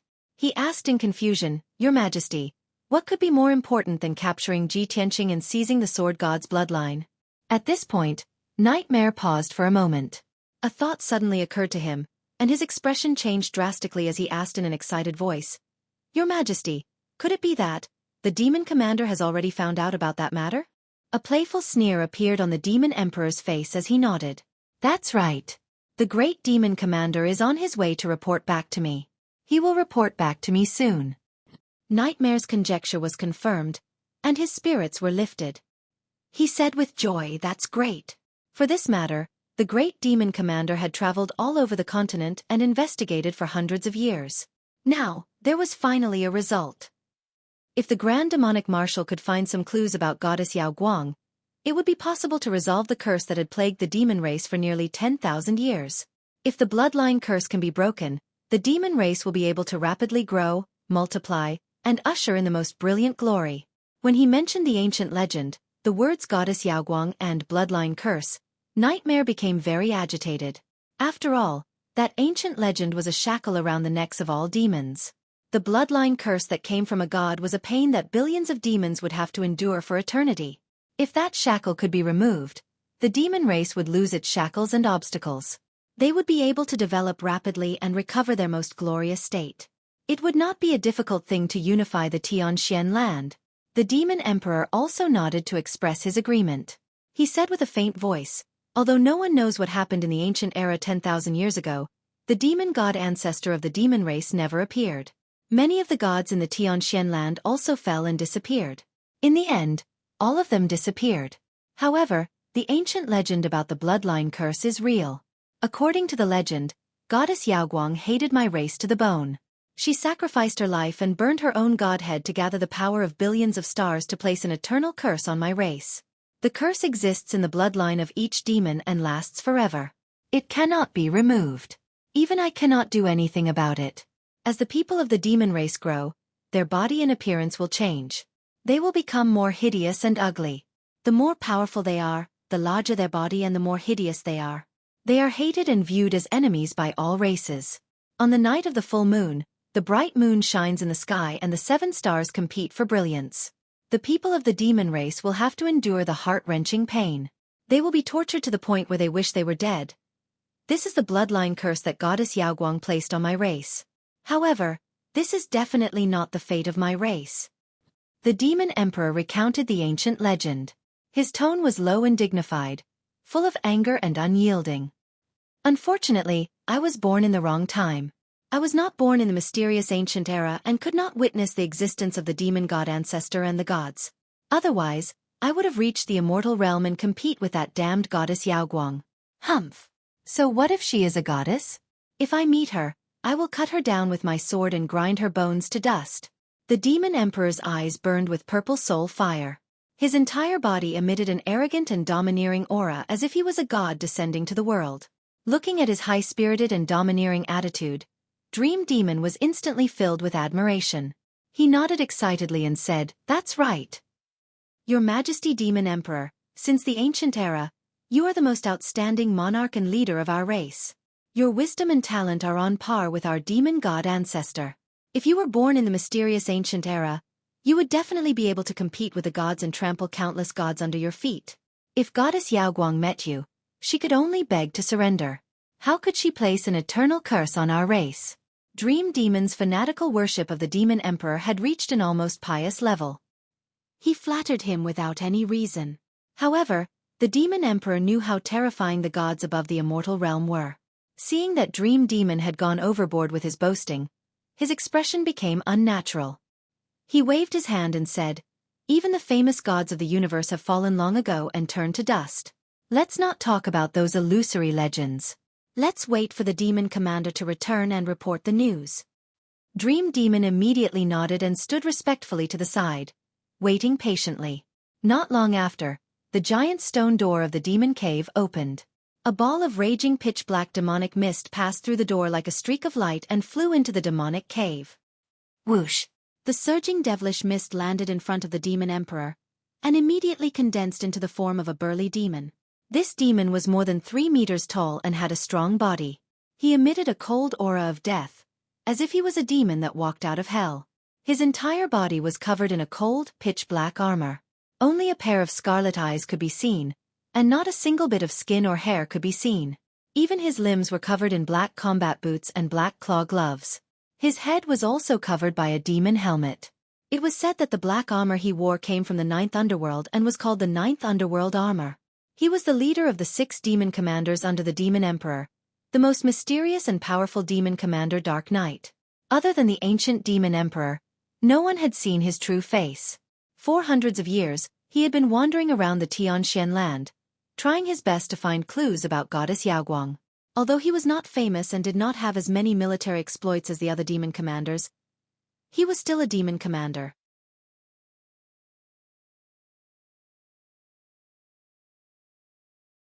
Chapter 900. Demon Commander Dark Knight looked at the Demon King and Dream Demon and bowed respectfully. Your subordinate Dark Knight greets your majesty. Greetings to Lord Dream Demon. His voice was deep and forceful, like the sound of metal clashing. There was even a faint echo. Such a peculiar voice made it impossible to tell his age, nor his joy or sorrow. This demon commander who had been wrapped in the 9 underworld armor, his entire life seemed to be a machine born for slaughter. Or perhaps it was more appropriate to call him a demon. The Demon King looked at him with shining eyes and nodded slightly. Great Demon Commander, you may rise. You sent a message to me earlier, saying that you found clues about Goddess Yaoguang. Report it quickly. As you command. Demon Commander Dark Knight hurriedly cupped his hands and saluted. Without any superfluous words, he immediately reported, for more than 600 years, this subordinate has been following His Majesty the Demon Monarch's orders to investigate Goddess Yaoguang and find a way to break the bloodline curse. Although in the ancient legends, Goddess Yaoguang sacrificed her life and burned her godhead and died, she was still a deity. However, she is a legendary deity. She won't die so easily. She will most likely reincarnate or leave behind some inheritance. The Demon King nodded and said with a solemn tone, That's right. How could a deity above the 9 heavens die so easily? Even if Goddess Yaoguang had truly died, she would have left behind her inheritance or the 7-star divine power. As long as we find her inheritance or obtain the 7-star divine power, we may be able to break the bloodline curse. Demon General Dark Knight listened in silence. After the demon monarch finished speaking, he continued to speak. I have spent hundreds of years traversing the entire profound sky continent, searching for every forbidden ground and ancient ruin. Fortunately, I have not failed you. I have finally found a clue. It is said that 1,000 years ago, Kenshin came across a Neptunian divine pearl in a secret forbidden ground in the eastern sea's returning ruins. It seemed to contain a strand of Goddess Yaoguang's soul. Kenshin heard of Goddess Yaoguang's legend and remembered her sacrifice to save the world. He used his great ability to place the Neptunian divine pearl on the 9 heavens platform in the depths of the eastern sea. Kenshin wants the Neptunian divine pearl to use the 9 heavens platform to absorb the power of the stars in outer space, so that it can be tempered by the lightning of the 9 heavens and be reborn as a human in the end. At this point, the Demon King furrowed his brows and growled, It's that bastard Kenshin again. The Neptunian divine pearl, the 9 heavens platform. 1,000 years ago when I was at my peak, I also explored the 9 heavens platform. However, before I could ascend the altar, I was heavily injured by the divine lightning of the 9 heavens. Back then, I did not discover the Neptunian divine pearl on the altar either. Demon Commander Dark Knight explained in a hurry. Your Majesty, Kenshin placed the Neptunian divine pearl after you were suppressed. The Demon Emperor furrowed his brows, cold killing intent and hatred flashing in his eyes. However, he suppressed his anger and asked in a deep voice, What happened after that? Is the Neptunian divine pearl still on the 9 heavens platform? Obviously, it's gone. Demon Commander Dark Knight shook his head gently. He said sternly, 10 years ago, I went to explore the 9 heavens platform. I did not dare to approach it, so I secretly observed it for a long time before confirming that the Neptunian divine pearl had vanished. I spent another 9 years looking for information and found out the reason a few months ago. Finally, I came to a conclusion. 20 years ago, a mysterious expert made it to the 9 heavens platform alone and took away the Neptunian divine pearl. Afterwards, the mysterious expert returned to the central plane and vanished with the Neptunian divine pearl. The Demon King frowned in confusion when he heard that. Dream Demon could not help but be filled with doubt as well. He asked, Great Demon Commander, is this the result you speak of? If we can't find the Neptunian divine pearl, we still won't be able to get rid of the bloodline curse.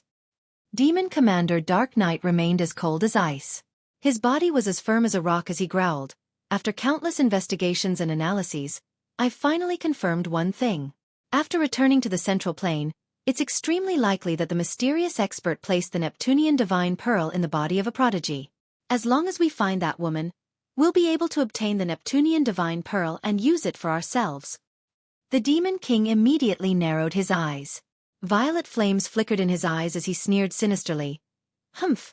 Does that mysterious expert want the goddess of Yaoguang to be reborn in another body?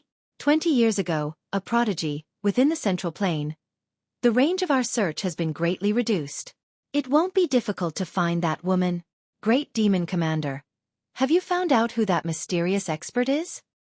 Demon Commander Dark Knight shook his head gently and said indifferently, I once suspected someone, but I was unable to confirm it. After all, that person hasn't appeared for over 200 years. The Demon King raised an eyebrow and asked sternly, Are you talking about the patriarch of the monarch estate? Yes. Demon Commander Dark Knight nodded. The Demon King extended his hand and grasped the demon god's scepter. He sneered, The patriarch of the monarch estate has vanished for over 200 years. It's very likely that he has left the profound sky continent.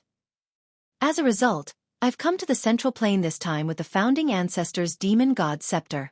I'll use this opportunity to bathe the central plane in blood and create an earth-shattering disaster there. I'll teach them an unforgettable lesson. I must obtain Ji Tianxing's Kenshin bloodline. And the Neptunian divine pearl. It's also mine. No one can stop the rise of our race. As he spoke, the Demon King's body exuded a formless domineering aura. Dream Demon was excited and was about to praise him. However, Demon Commander Dark Knight's voice was cold and emotionless as he said, Your Majesty, I'm afraid this is inappropriate. Please reconsider. I've come to see Your Majesty today not only to report the news about the goddess of Yaoguang, but also to report a second piece of news. What is it? The Demon King immediately frowned and retracted his domineering aura. Demon Commander Dark Knight hurriedly reported, 5 days ago, the billions of netherworld bees under my control sent me strange news. I realized that something was amiss and took out the 10,000 soul banner. I used a secret technique to deduce the heavens and investigate the movements at the peak of the continent. I actually detected the aura of that expert. He seems to have returned to the profound sky continent. Demon Commander Dark Knight was the leader of the 6 great demon commanders and the expert that the ancient demon emperor valued the most. He was in charge of gathering information and investigating clues of ancient legends. He controlled the eyes and ears of the entire demon race. He reared billions of mysterious netherworld bees and spread them to every corner of the profound sky continent. They could monitor the movements of the entire continent and gather information about the major races and forces. Moreover, he also had the ancient treasure, the 10,000 soul banner. It could deduce the heavens and predict the future. It could also track the aura of experts and divine items from a distance. The Demon King and Dream Demon believed his words without a doubt. Their expressions changed on the spot. He's back?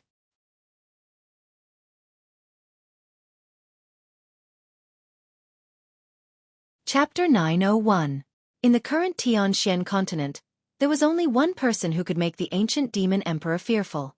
That was the mysterious monarch Manor Lord. 1,000 years ago, the 2 most dazzling and top-notch experts on the continent were Kenshin and the ancient demon emperor.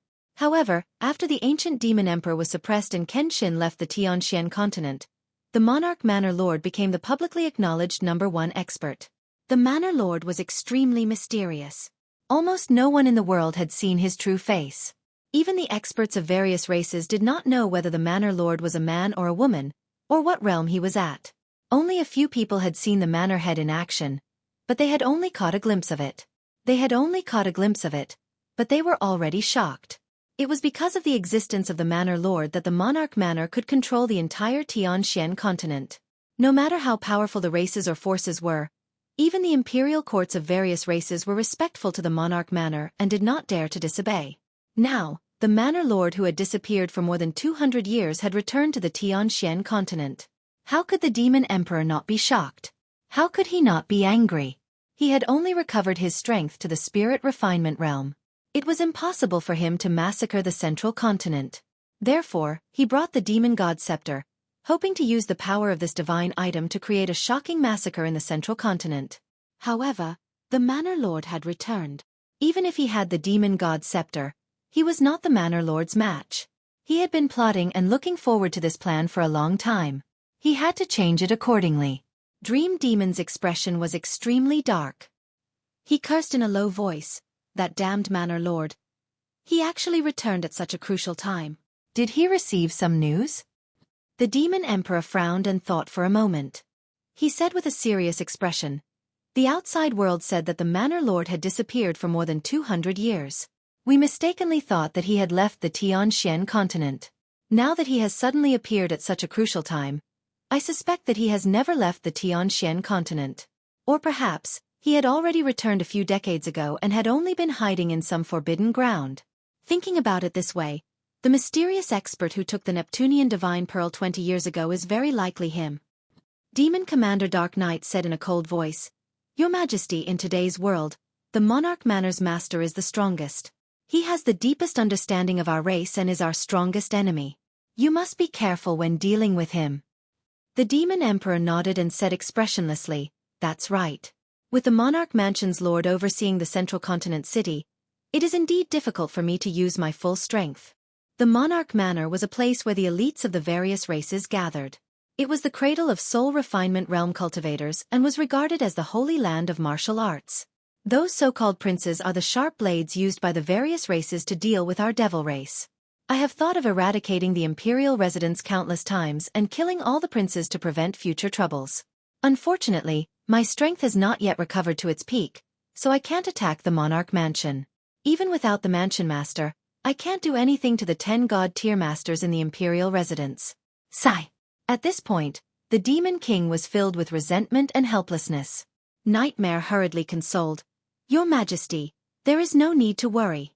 We can discuss this matter at length. After all, the Monarch Mansion is a top martial mansion that has been passed down since the ancient times. Its foundation is very strong, and it is not suitable for us to fight them head-on.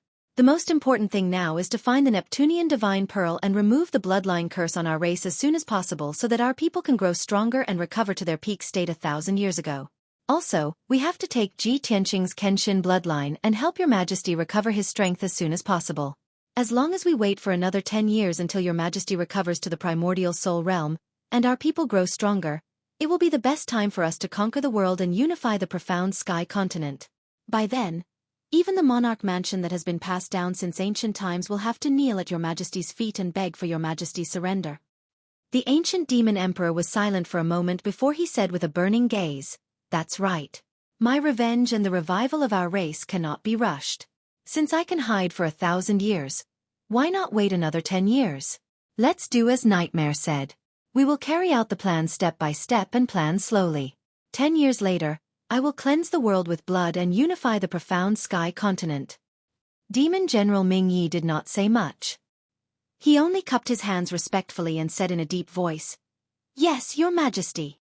Dream Demon's face was filled with anticipation as he respectfully said, "I wish Your Majesty the best of luck in ascending to the pinnacle of the continent and establishing the immortal foundation of our race." 10 days passed in the blink of an eye. Ji Tianqing had been cultivating in seclusion in the secret chamber for 10 days. After 10 days of hard cultivation, his cultivation had improved, and his combat power had increased by a few %. He still had not formed the heart of the sword and had not reached Sky Origin Stage 9. However, after countless attempts, he could already fuse the sword embryo with his heart and achieve the heart of the sword. Unfortunately, he could only maintain it for a short period of time and could not fuse the sword embryo with his heart completely to form the heart of the sword. This was already a huge improvement. At least, he had stepped through the door of forming the heart of the sword and was about to touch the ultimate meaning of the heart of the sword. He believed that he would be able to form the heart of the sword in 2 to 3 months and reach Sky Origin Stage 9. On the 11th day, early in the morning, when he was cultivating in the secret chamber, someone knocked on his door. With a clear sound of dang, dang, dang, the stone door of the secret chamber lit up with dazzling 5-colored spiritual light. Ji Tianqing was immediately awakened, and he quickly ended his cultivation. After he finished cultivating, he waved his hand and shot out a beam of 5-colored spiritual light into the dark stone door. After the stone door of the secret chamber was opened, he stood up and walked out of the secret chamber. A beautiful woman in a long white dress was standing outside the door. She was Yun Yao. Yun Yao saw him coming out of seclusion. She hurried to greet him and said happily, "Tianqing, I have good news for you, so I came to knock on your door. Did I disturb your cultivation?" Ji Tianqing held her hand and shook his head with a smile. "Of course not. Yao Yao, what good news makes you so happy?" As the two of them spoke, they left the secret chamber and walked out. Yun Yao was in a good mood. She said happily, "Last night, Master and Great Elder came to Zhongzhou City. They are now living in Qingfeng Garden. The Beast King sent someone to tell us that they are staying in Qingfeng Garden. Tianqing, we haven't seen Master and Great Elder for a long time. Let's go to Qingfeng Garden to see them later, shall we?" "Master and Old Master Xiang are here so soon?" Ji Tianqing raised his eyebrows and revealed a surprised expression. He said joyfully, "Master and Old Master Xiang have come from afar to attend our wedding banquet in the Central Plains. Of course we have to go and welcome them." Then he left Tianqing Palace with Yun Yao and rushed to the exit of the Monarch Mansion. You're tuning in to the Xueqi's Martial Arts Saga YouTube channel. Don't forget to subscribe and join us on this journey to catch the most captivating stories.